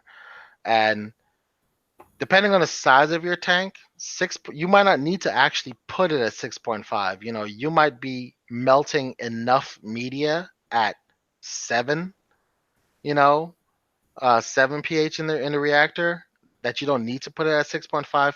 But because I knew I had a heavy SPS load, it was a big tank, it would take a lot of, I would have to turn my Komoa up almost to max at 7, in my calcium reactor in order to get what I needed out of it. Um, so I just did what they said. I just started it at 6.5. I made sure that I adjust. My biggest thing with the whole carbon doser, um, and this is one that I don't know if Phil had a problem getting it steady, was to get the pH completely steady in the reactor, um, so that it's on. And instead of doing this thing where it goes down to 6.5 and then it's there for like an hour and then it starts going back up to 6.7, and then when it hits 6.7, my apex turns it back on again and then it starts coming back down again. So I get like a wave. So what I found out I had to keep doing was increasing, or rather decreasing, my bubble rate. Um, so I'm up to all the way to like one bubble every like 9 seconds or something like that, at 6.5 in the calcium reactor in order to keep my line straight. so that it's always at the same pH no matter what. And the only thing that I control is the Kamoa. Mm. Well, I'll tell you guys what. I'm gonna have you and Phil on, and we're gonna hash this out because I'm like, dude, I'm so new. Like I bought the reborn, I bought the little reborn to go in the second chamber, and I bought the remag. And I put it in my, like I haven't even hooked it up yet because I'm still trying to. I'm trying to get past the whole. I gotta get my Clarice running, so I'm doing one thing at a time. But when it comes down to it, I'm definitely gonna be reaching out to you guys. Like I'm all, and I don't usually take advice, but I'm all ears. Yeah, be careful with that remag from Reborn. I used a lot of it in my in my Reef Octo calcium reactor, and it is very very potent, to the point where my magnesium was consistently registering above like 1500, and to me that's high. And and I only started seeing it register that high as my calcium media had started to go down. It was burning more of the remag. So this time around, I literally only put a handful, like a fistful of remag. That's all I put in like 2 gallons plus of reborn. And I actually put it, like maybe like an inch down from the top layer, so it's not sitting in that high, or rather that low pH part of the reactor that's supposed to get recirculated.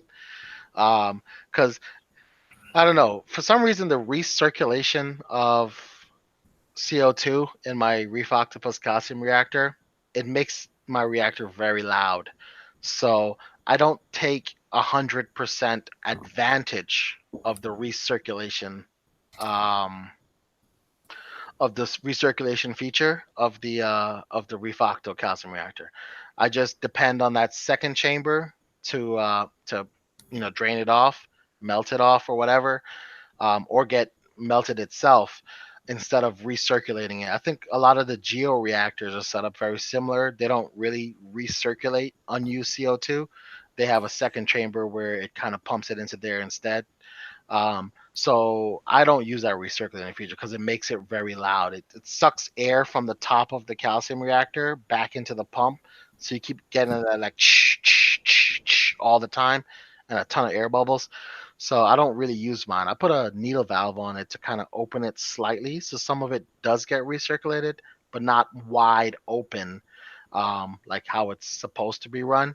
Um, but I found that if you don't have a recirculating type of reactor and you do have like a single chamber type setup, don't put so much remag on top. It's potent. At least it was potent for me. All right, so let me show you the. I'm about to share my screen, right? I'm gonna show you how I just put the whole bag on the top. Let me- You put all of the remag? it was like a 4 ounce or whatever. Yeah, I think that's too much. Can't share. All right. I ain't gonna lie. Can so I mean, thank God. Can you see it? I'm not seeing it on Hangout yet. Maybe I need to know. I got on screen share. I don't know if everybody in the chat can see it or not, but I took this picture on I put it on my Instagram. So that's my. Can you see it, Tristan? No. I'm not. Is everybody else seeing it? Maybe I'm Oh, not clicking the right thing. see your entire screen. Oh, my fault. My fault. All right, there you go. Now I see it. Okay, let me blow it up a little bit. Yeah, All right, that's a lot. that's a lot right there. Yeah, I think that's a lot. Like I don't have that much in my reactor, and my reactor takes 2.5 full bags of reborn. I literally put a handful like a handful. Like I just put my hand in there, grab the fist full of it, whatever fell out, and I dropped that on top. Okay. So do I have? Should I mix it within the reborn or? Okay, look, even this guy, Ohio Street, said I would mix the remag with the other media. The remag will not melt the same as the media and can flood the tank with extra mag if it's not mixed evenly. So basically, that's what I did. So I have remag mixed in with the reborn Mm-hmm. in the chamber itself, but I don't, Yeah. because you got to figure. Okay, so the CO2 is gonna get injected at the pump down at the bottom, right? Right. That's gonna push into that empty void, and then that's gonna come up through this other stuff, right? Mm-hmm. The excess CO2, the one that doesn't get used up and doesn't melt stuff, is gonna sit right there at the top, exactly where your magnesium is. Okay. So you don't necessarily want it just melting all that magnesium because you know it's like Ohio Street says, it might flood it with too much mag. So so if you want to, and I think Rico would probably agree. I mean, this is how I did it. You don't have to do it my way, but I took a handful of the remag and I mixed it in with the reborn about halfway up. Um, and that's where I kind of put it. I didn't put it all on top So because kind of just sandwich it in there. Okay. I'll do that. yeah. Good advice, man. I'll No, definitely do that. yeah, my stuff was man, and I can tell you because I had mine on top, like how you have yours on top. So I Mm-hmm. hadn't mixed it all in. Um, but I can tell you my magnesium was consistently high, Really? and yeah, it was very high, like 1500. Like I can only use the high range magnesium test in order to measure my magnesium because it didn't fit in the on the scale that was there. I had to use like 50. I was using the Aquaforce magnesium test, so I was using like 15 mils of regular or 16 mils of RODI water and only 1 mil of my aquarium water in order to get an accurate test. Okay. Well, that's so good to know. Like I said, I just so new to this. I don't know. Sure. Man, nobody had told me that, bro. I had to figure that out the hard way. I just kept saying like, why is my magnesium so high? This is ridiculous. And actually, I'll tell you what, I ran into a couple of problems with the big tank, and that's really why the community really hasn't seen me put out an update on the big tank already. You know, it started with, an alk spike, chloramines, and then it became, high, really high excessive magnesium, and then my tank was running too clean. Um, and so I ran into a couple of different things, but I I don't think I could definitively tie burnt tips to high magnesium per se, but I can definitely say that once I cleaned out my reactor, refilled it with reborn media, and only put a very limited amount of the remag stuff inside, that my magnesium is now right around that 1300 level, right where I like it to be. It stays there; it doesn't really move at all, and everything else is working all right. So making a bounce back or whatever. But I lost a few pieces, some nice pieces, but it's hard when the tank is so big. Like you lose a entire colony, but you take it out and you go like, well, it didn't really make a dent. Gotcha. Gotcha. So if you had to try it, you think that would have alerted you? Yes, Okay. yes. I mean, I think that magnesium, any one of these titration type tests, like calcium is a titration type. It's even a hassle with the Hana checker, that mix in the stuff, shake it up, and make sure you shook it Mhm. up all the way, and all this other stuff. But having something to test the big three, that's really cool. But like I said before, I only worry about the fact that when you get ready to service your Trident, you're sending it in, but you're not getting the one that you sent in back. Oh, okay.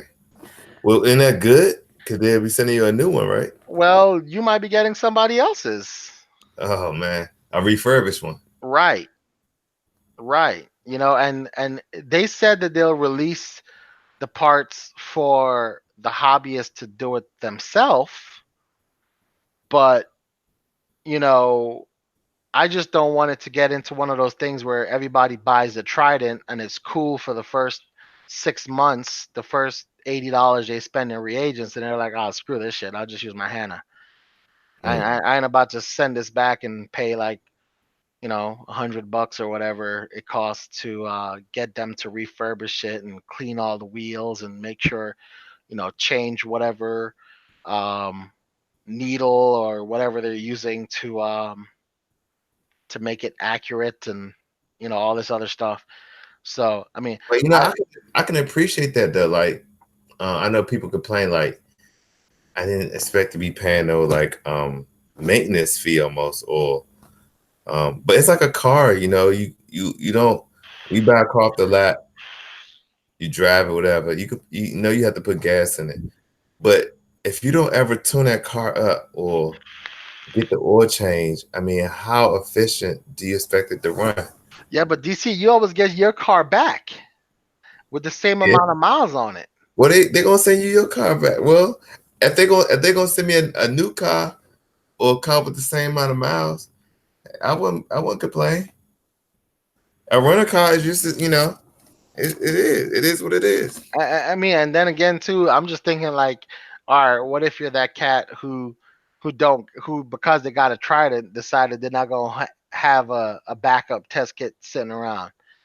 Yeah, You know, that wouldn't be wise because we've been taught that redundancy is good in this hobby. Like, I mean, it's a pick and choose thing, Tristan. Like everybody don't have a backup of everything, and we kind of pick and choose what we're gonna have the backup for. So yeah, you might have a Ecotech Vetra on on your tank, right? But you might not have a backup Vectra. You might have just a cheapo return pump because you just don't want to see that money sitting on the shelf, or you'll have a backup heater because it don't cost you as much.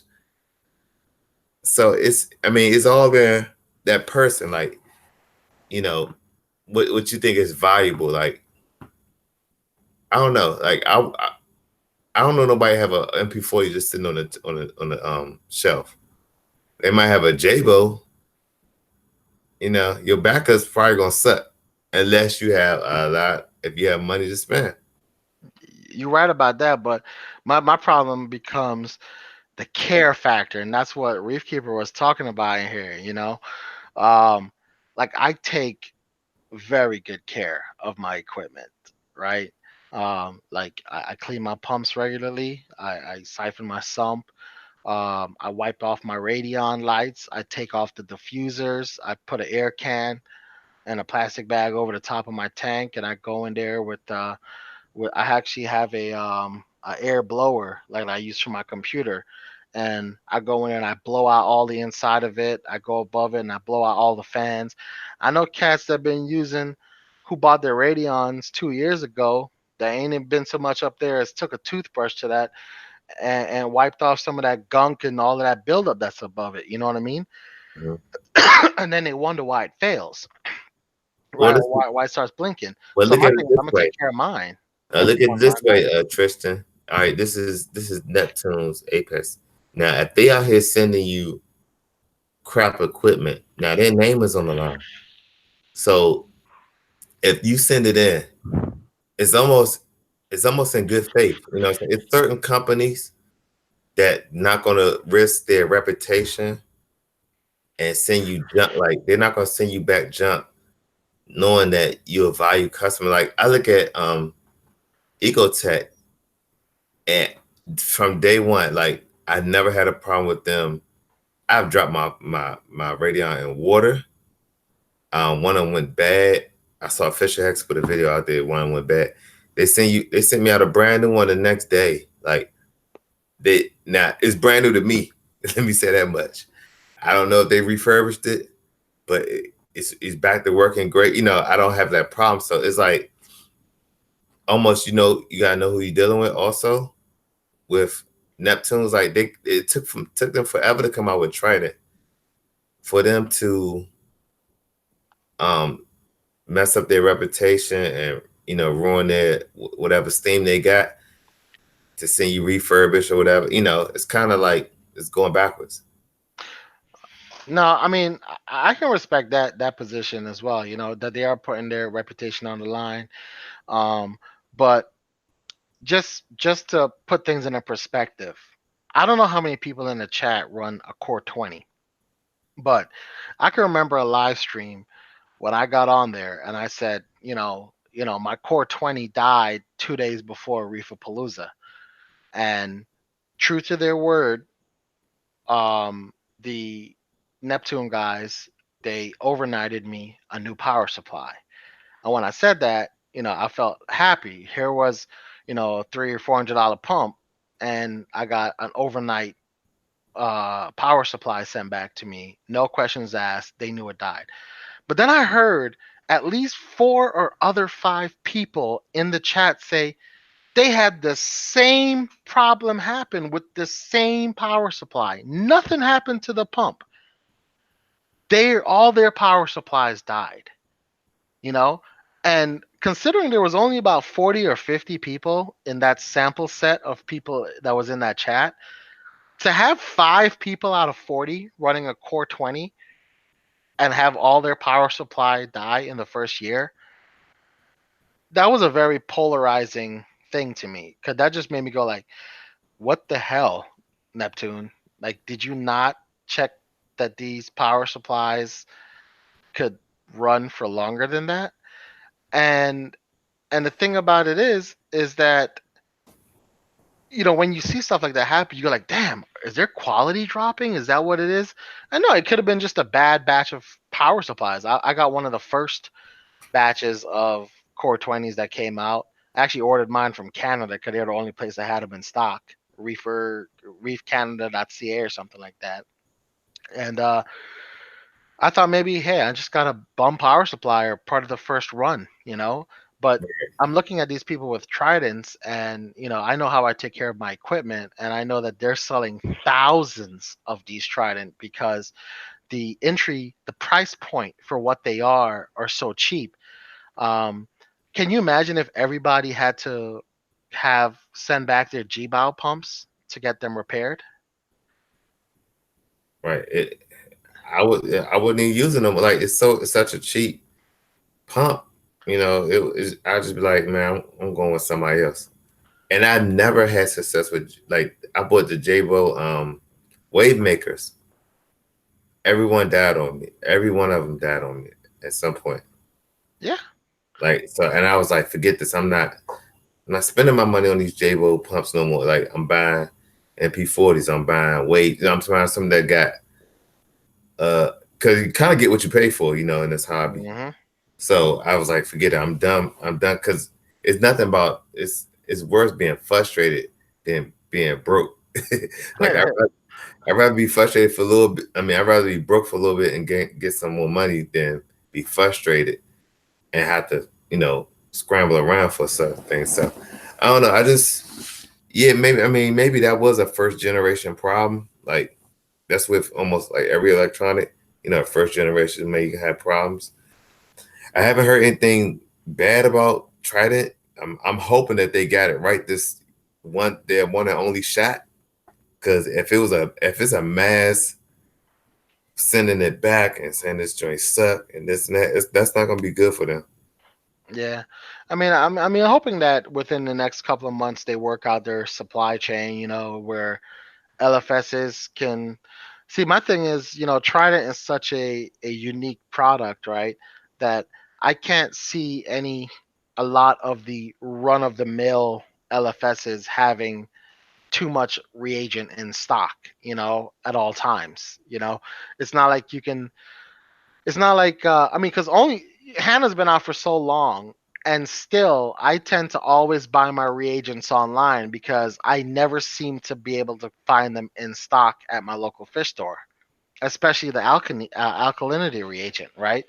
And you got to think, Hannah's been out for so long. I'm hoping that right now, cause the only place you could get the Trident reagents is from Neptune directly. You got to go through their process, and I don't believe that they subscribe to the send me cheap shipping or give me 3.95 shipping the way that Bulk Reef Supply does it. You know what I'm saying? It's still costly to, it might be $45 for the Trident, but I think shipping is probably like 11 or $12. So you're still at like, 50, $55, $60 total to get the reagent shipped to your house. It's not free shipping. So I mean, it just depends on if somebody's willing to do that every 3 months, buy a $60 reagent pack or whatever, and hope it doesn't leak and hope it doesn't bust open and hope that if you only need one of something, then you get that one of something. So it's just a matter of time. You just gotta like wait and see how it is. But I mean, I do believe in the product. Like I love what it does, and I think if people adheres to the rules governing it, get it serviced every year, bleed your lines regularly, calibrate it regularly, calibrate it every time you get it. Let it run for 2 or 3 days doing tests so it kind of gets on its feet. Um, hopefully people will follow those directions and not deviate because that's what's going to be necessary to make it accurate. At the same time, I don't know. I just hope that it doesn't become one of those products where it's so hard to get parts for or so hard to get reagent for that you end up doing everything mail order anyway. Mm. Yeah, I mean, we shall see, right? I mean, that they did because a lot of people have been saying their reagents been leaking, and they I guess they hearing that, I guess they're gonna make the bottle different or whatever. But I just think this is their quote unquote iPhone, and they're gonna kind of like, of course, you got to have a apex, but this is going to be like, well, this is their iPhone, so this is gonna bring more people in the hobby, knowing that they got a little bit more peace of mind when it comes to testing. Like, there's no human error in it. And for a guy like me that's been in the hobby for a long time, I'm like, man, I can't wait. Like, this is going to be less of a, consistency is key, right? And they're going to consistently test it, even if you don't want it tested 4 times a day. It's going to do it because that's how it's set up. Like that, I like that. It's going to draw more people, into the hobby. I mean, I think it's one of those things that if you can stomach the price, the $600 price tag for it, right, and you get it. For me, I'm a skeptic of technology. I love technology. I've been in technology my entire life ever since I was 8 years old, right? And for me, I always know, and it's been true for every single thing that I've ever owned technology wise, is that you usually don't get the first one, Right. right? You wait a bit, you admire it from afar. If you get a good deal on one, you get it, you try it, you see what you like and what you hate, and then right before the new one drops, you get rid of it and wait for the new one to drop because that's the one that they fix all the issues with, right? Um, I haven't had very many experiences where the first run was the best. At the same time, this could break that mold. This could stop that pattern that I've experienced in technology.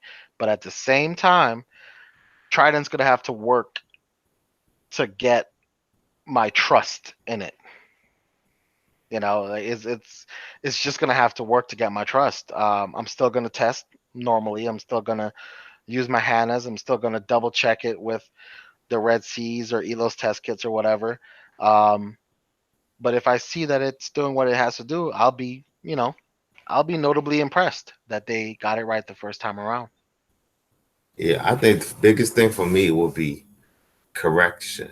Like having something you put in a number and having it corrected over the course of a day or course of 8 hours. I think to me that's gonna be the biggest. It's gonna be almost like people having a calcium reactor. You know what I'm saying? Like if you just got the dose and you got 2 part whatever you use, bulk resupply or bionic, whatever.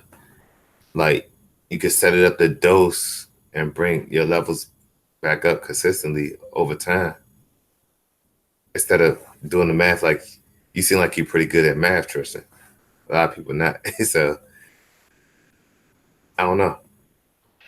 I mean, Reefkeeper mentioned something here. He said he was hoping that you can just test once a day so that you can save on reagent.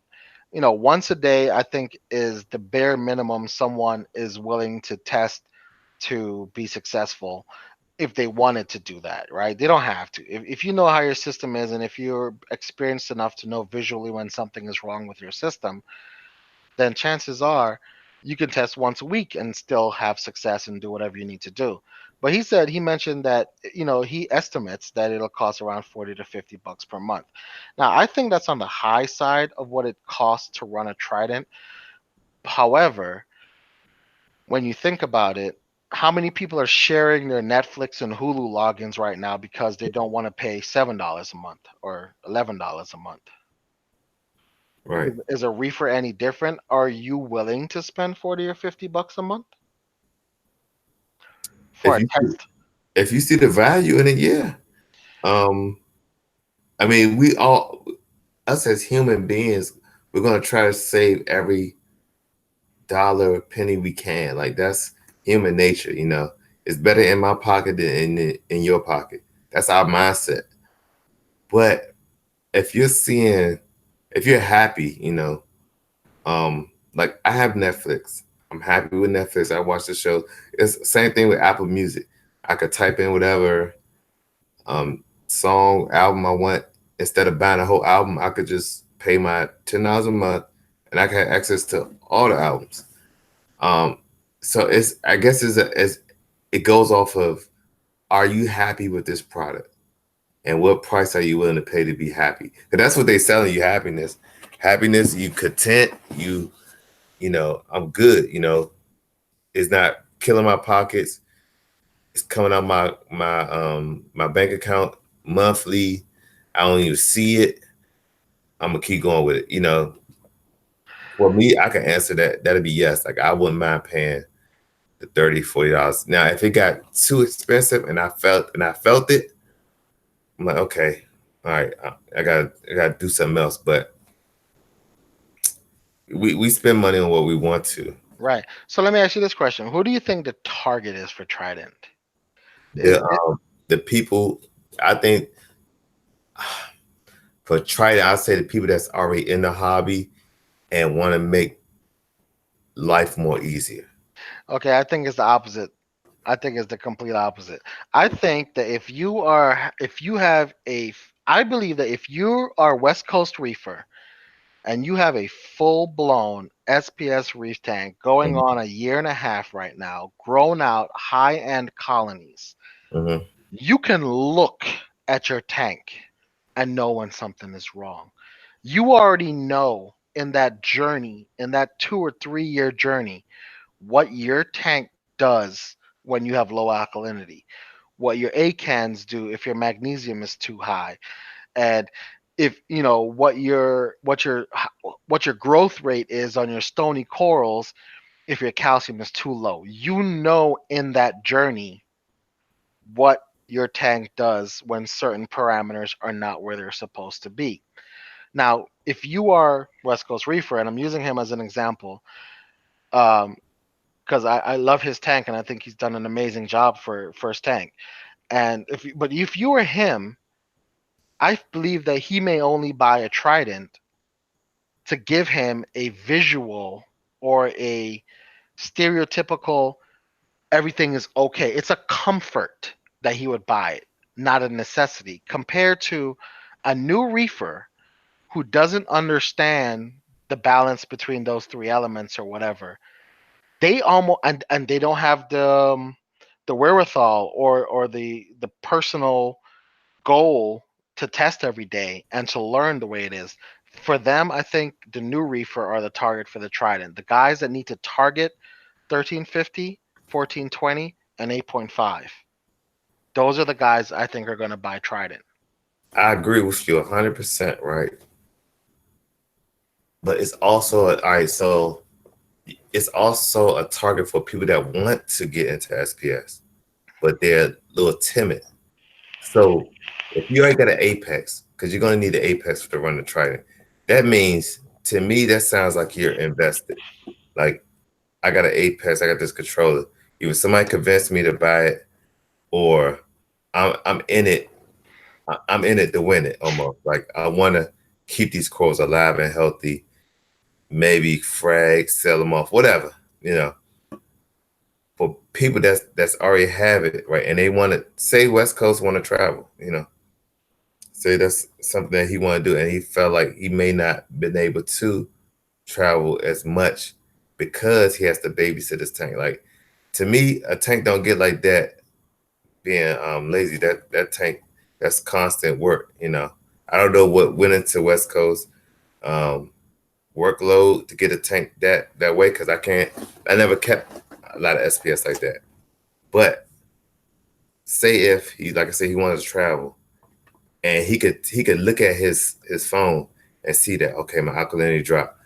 Let me tell my dose to up it or whatever you have to do. Having that type of peace of mind, like you can access it from anywhere. Mm. You know, I think that's another target audience also.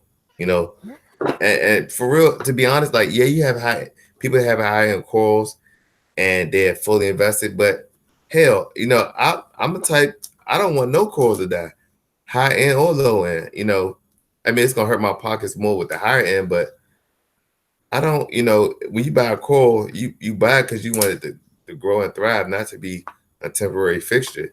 So it can be for everybody. You know, I don't think it's a limit, but I would say the people that have the apex, they're more invested into the hobby because that's a heck of a price for a controller, you know. And I remember, and I'm gonna say this last thing. I remember I used to be a Craigslist shopper a lot. Like I used to live on Craigslist when it came to reef tanks. And it was this one guy, he was selling something, and I went out there. It was about an hour, it was about an hour away, a little bit over hours in Ashburn, Virginia.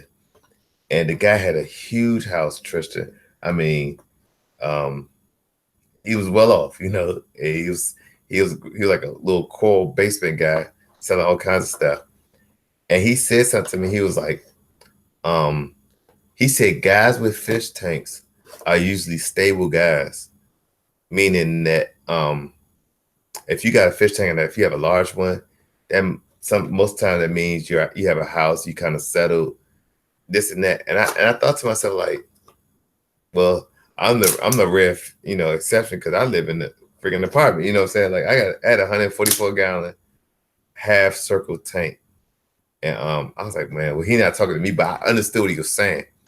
Saying most guys that have fish tanks live in a house, live in the basement, especially if they have a large one. And when I say that, I'm saying the same thing with the Apex. If you buy Apex, you're kind of locked into this thing. And if you're getting a Trident, that means you in it for the long run, basically. Yeah. Yeah, I mean, I always look at it as a comfort. I mean, honestly, I want Trident because I'm a techie, I'm a gearhead, you know. I like cool crap like that, and I think it's something that could help me. I mean, I do travel a fair bit for work, and thank God that I have a reef wife that if I say, "Hey, babe, dose 30 mLs of alkalinity," she'll know what to do and where to dose it and how to do it. I don't have to go through the whole thing with her, right? So I mean, I have that benefit, that backup built into my household. A lot of guys don't. And the thing about what I don't like about the hobby is a lot of the stuff that's come out make reefing convenient. And for that reason, we get a ton more people coming into the hobby, which is great. But what they don't do is teach those people what to do if it fails. So I would hate for that one guy to buy a Trident and then he has to send it away for service, And get or it no other way. yeah, he miss orders, um or he missed his opportunity to order more reagents and it's going to be a week delay before he gets it or something like that. And all of a sudden, he doesn't know, or his system was set up in such a way that he invested 100% into the Trident plus a dose setup, and all of a sudden his Trident's gone now, right? So the Well, Trident isn't telling the dose to do what it's supposed to do before, and this guy doesn't know to go and buy a test kit and how to do I feel what you're saying, Tristan, and that goes to the, you've been in the hobby over, how long you been in the hobby? About more than 5 years, maybe 10 years, right? it. Who, me? Oh Yeah. man, I got my first fish tank when I was 20. I'm 35 So, now. so you've been over, over 15 years. So you're speaking from a guy that been through some stuff. You lost fish, you lost coral. Hmm. A lot of money, and I speak from the same seat. Like, man, if I think about all the money I lost, I'm gonna feel it. So it's like a rites of passage. Like you got to pay your dues, and it's a good lesson to be learned by your failures, right? But when you talk about new people coming to hobby, everybody's not um, thick skinned to go through that, to go through losses like that. Prices of everything is inflated now versus when we first got into the hobby. So you gotta look at it on both ends. Like, do yes, YouTube is going to be a great tool for people to research the stuff that we already experienced. Like I'm talking to you now about, like it was, if it wasn't for this live stream or this hangouts, I wouldn't be able to show you or tell you about, hey, I put all this magnesium in my calcium reactor. Now you saved me from a potential disaster. Now I'm gonna go home and take that. I'm only gonna do a handful and mix it in. Like I didn't know that. I'm new to it. I thought you bought some remag, dump it in there. I had no idea. All I was told was, oh, buy some remag also to help with magnesium. So even with the newbies not knowing how to do something, they can search it, they can research it on the YouTubes, on the Googles, the forums, whatever, and find the answer. Like now, if a person is solely dependent on Trident and don't do no research, then that's shame on them. You know, don't blame the new technology or the new people or the new stuff that's coming out that's making it easier for us, because that person is just lazy.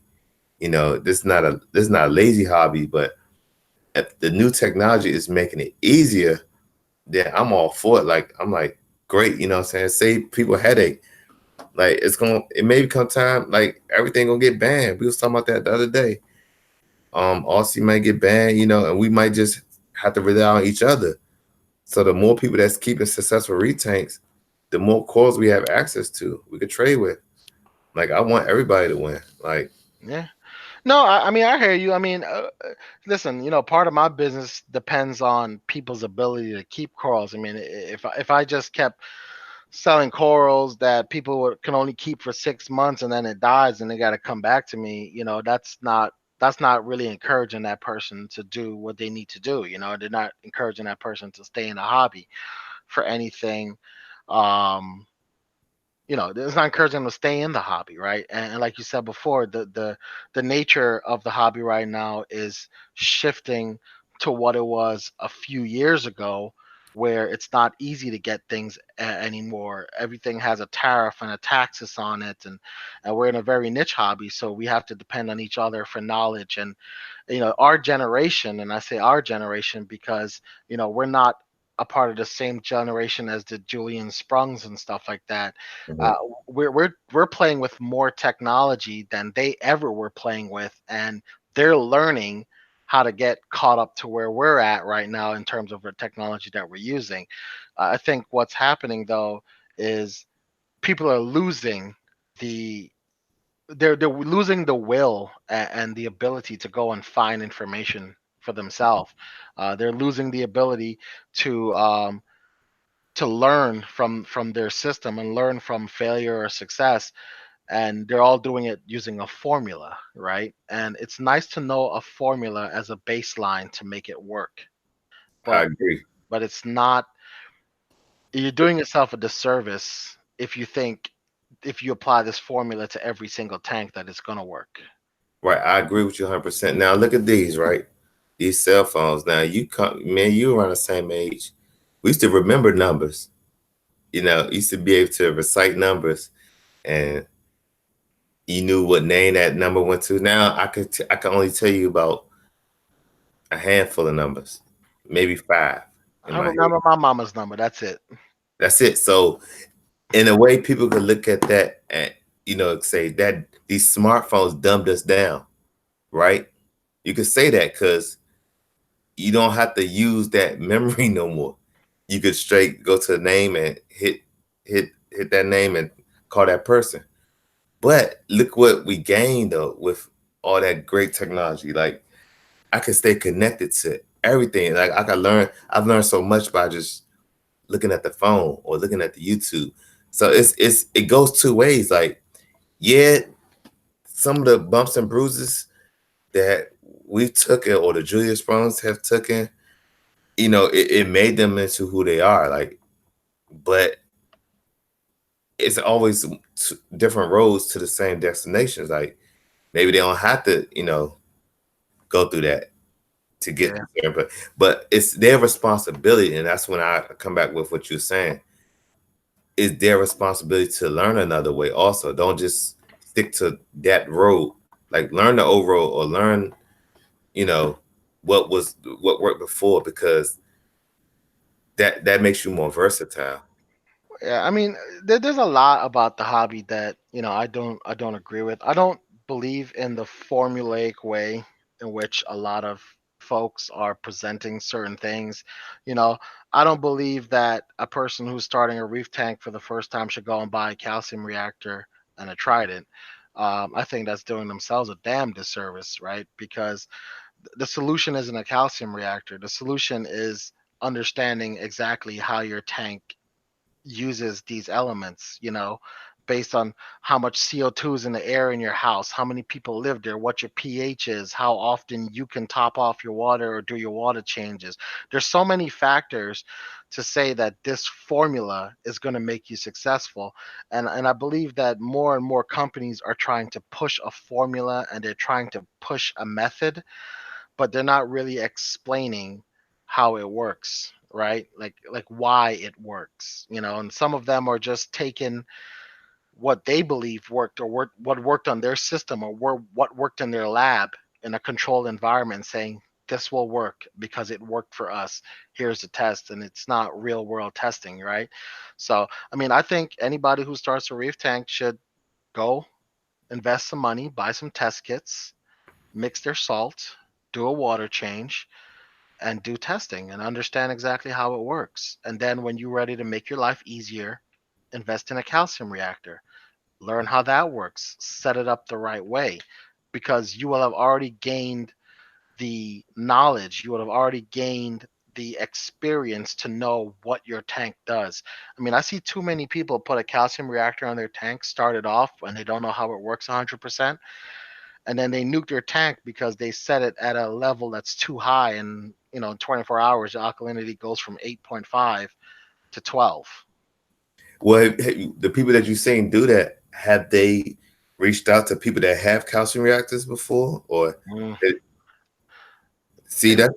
that's the failure right there. Like I wouldn't, trust me, I wouldn't have got this calcium reactor if I didn't know a couple guys that have a calcium reactor before, or that I couldn't talk to the person that built my calcium reactor to walk me through it.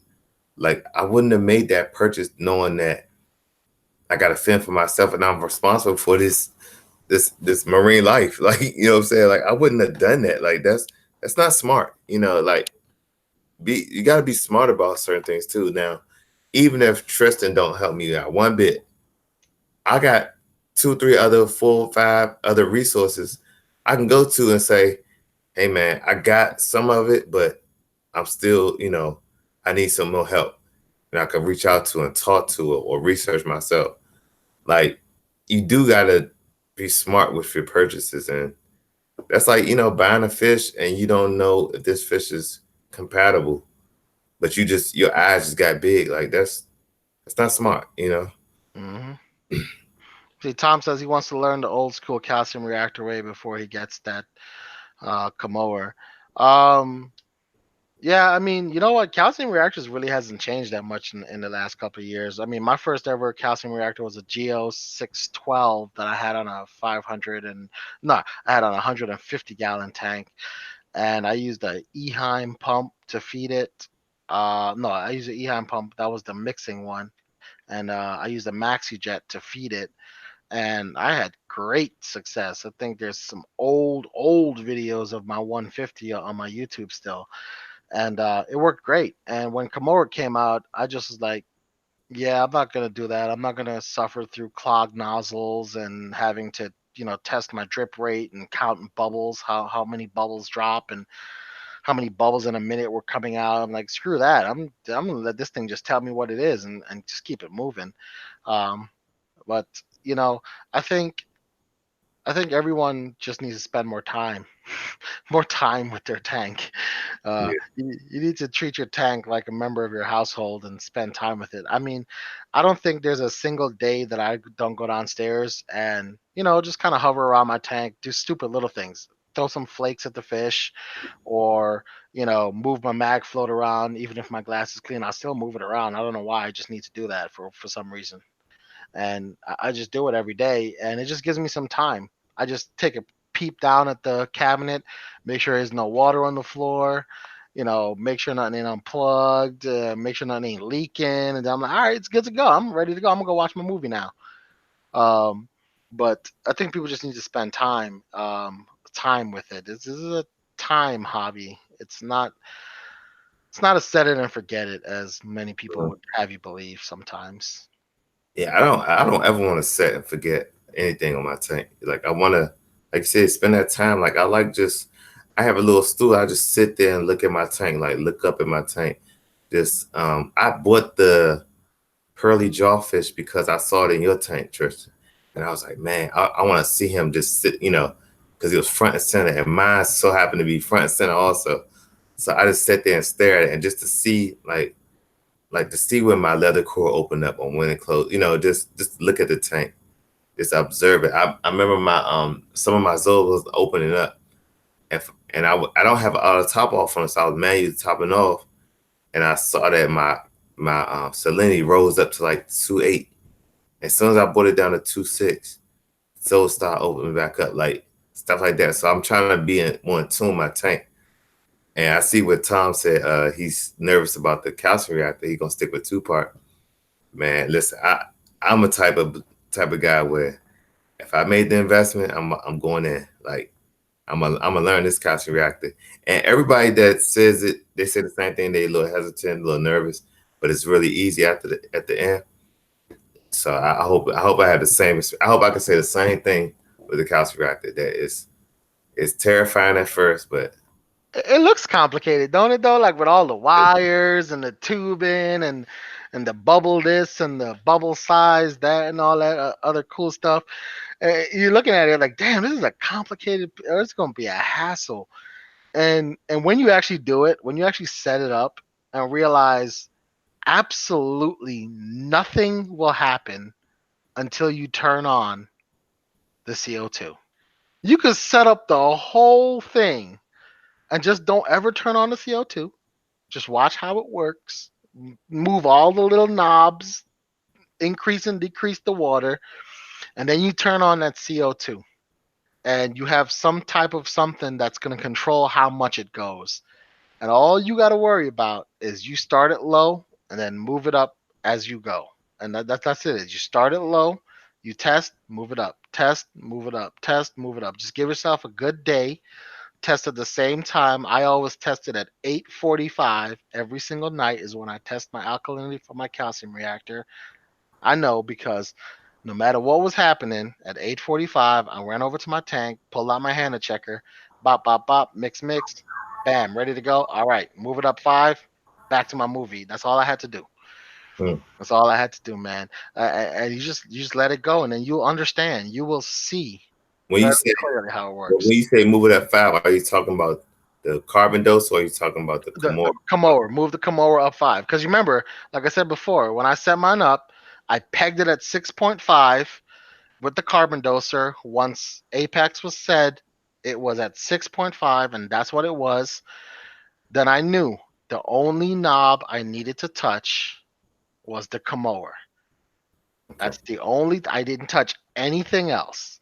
It was just how much I was adding. At 6.5 is what Reborn says it will melt at. That's the optimal. Don't go lower. You can go higher as you want, but 6.5 is what they recommend. So that's why I put it at 6.5 and said stop injecting CO2 when it hits 6.5. And then I went down to Kamoa. It was going at 5 mils. I tested my alkalinity.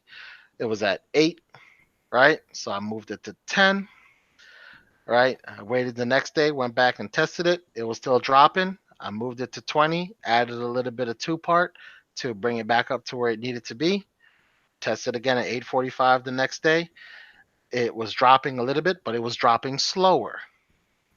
So I said, all right, cool. Moved it up a little bit more, added some two part to bring it back where it's supposed to be. And I did that for a week. And within a week, I had that son of a bitch dialed in. That Ah, alkalinity was not dropping. nice, nice. And I was like, good. That's it. That's my numbers. I wrote that down in my tank journal. I was like, 45 mils per minute at 6.5 pH in the reactor. This is a full reactor. This is a full bottle of CO2. And I just wrote it in there. 6 months later, 8 months later, when I needed to change it, I went back, turned it back. I saw, all right, this is what it needs to be. So I changed out the tube. I changed out, did my little maintenance on it, emptied it out, whatever I had to do. Put everything back the same exact way it was. Tested it the next day. It was a little low. Added a little two part because it took some time for the CO2 to build up in there. Tested it a day after that.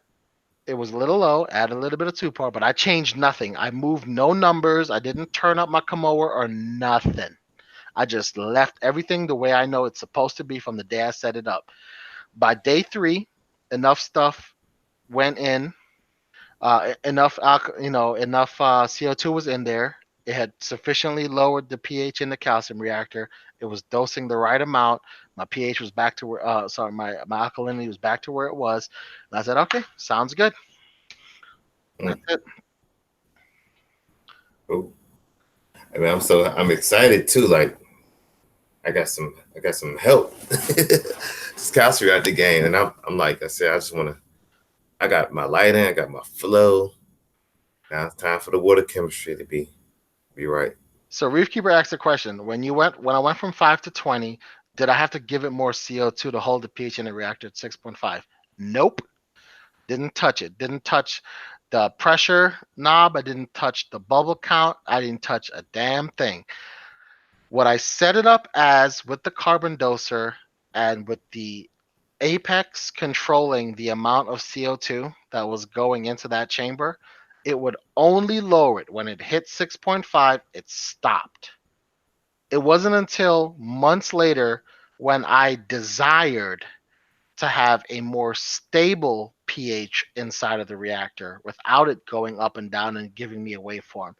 That was the only time that I started adjusting the bubble size and the bubbles per minute. And I only did it very thing. I went to one more second per bubble, and then I said, all right, that kind of evened it out a little bit. And then I went, all right, let me turn down the bubble size a little bit. And then so once I had it straight, that's it. That's all I did. Wrote it down, left it alone. But it's not going to harm the carbon doser to shut off when it hits the right pH in the reactor.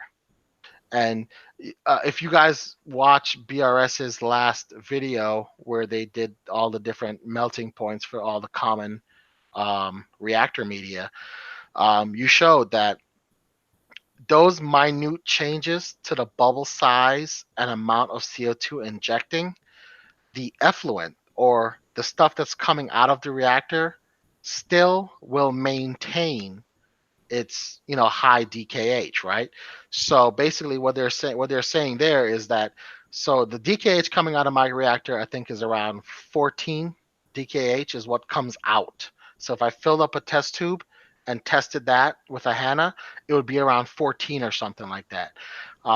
As they were adjusting those little knobs, as long as it never dipped below 6.5 and never stayed at 6.6 for any longer than a couple hours, what was coming out was still 14.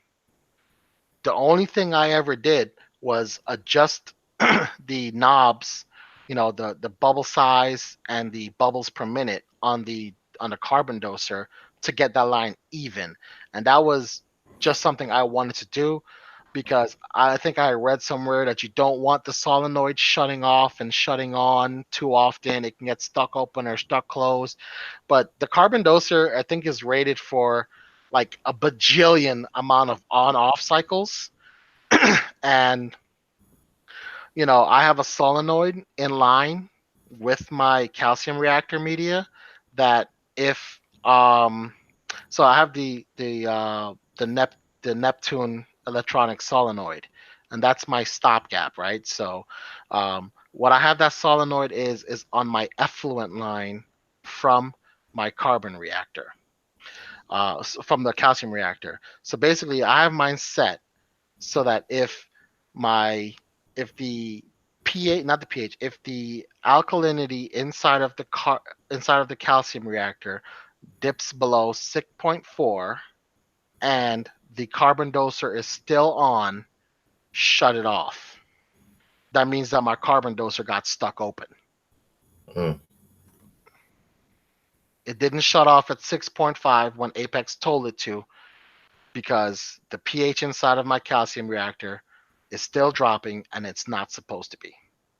So shut it off. Stop dosing any effluent from my tank. And that's all. That's the only thing that thing does for 14.99 or 16.99, whatever it costs for a Neptune electronic solenoid. Hmm. Whatever. It's my only preventative, I guess. Interesting. So you said I need a Neptune solenoid then? That's what you saying? No, you don't. I don't have that yet. No, it's just something I got to give myself added peace of mind that if my carbon doser ever failed, that in addition to shutting off my comoer, which doses the tank, I can also stop the effluent from coming out. Mm. You know, it was cheap. I got it cheap. It was, on bulk resupply, whatever. But it's, because you have two different ways of doing it, right? So if you have your comoer hooked up to your Apex, you can tell it if the pH inside of your calcium reactor dips below 6.5 for longer than 2 minutes, shut off your comoer. Then it stops dosing the tank completely. Mhm. Even if your CO2 is stuck open, it's just going to keep building up CO2 inside of the reactor. It ain't going nowhere. It's going to melt the hell out of your media, but I would rather just change 40 or $50 worth of media than a couple grand worth of corals from a calcium reactor overdose or something like that. Man, this game is.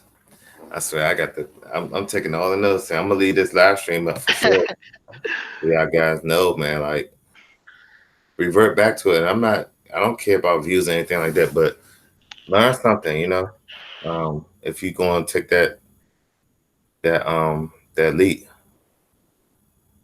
for sure. But guys, I got to go. Tristan, man, it's always a pleasure having you on, my brother. Always Um, a pleasure being here. hop on the tools, head to the LFS real quick, see what they got. I just want to get some. I want to get an urchin, um, help with this hair algae, and maybe a couple blue-legged hermit crabs. I haven't been to this particular LFS in a while, so I'm gonna head on to Virginia, see if Quantum is open. I could jump on the bike real quick, put it in the backpack. So thank y'all for watching the Friday Reef Talk. My plans for the weekend again is to clean up, clean up. So, and we'll talk about aqua. I see Tom in the yeah, I plan on getting aqua too. What you think about that, Tristan? That aqua. The Aqua Sharp, what's that? Oh man, it's like this. It's a replacement for carbon. It's like they burn it. I think I want to say it's wood, Oh, sugar, oh, oh, oh. and it I, lasts longer. yeah, I know what you're talking about. Carbon is carbon. Purigen is Purigen. My whole take on it is I use rocks carbon. Um, and that's what I've used for years and years and years. I don't see a reason to change.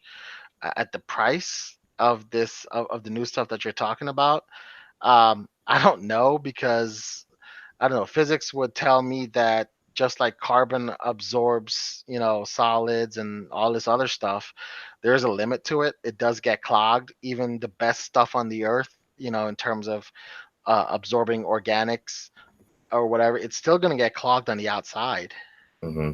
I mean, I don't know how they say it lasts longer, but I don't know whether I was using marine land regular old $5 carbon or rocks carbon. I still change it every month, so I don't know. Okay. Well, it's Uh, an interesting topic because Tom, TJ, he's been preaching this thing to me.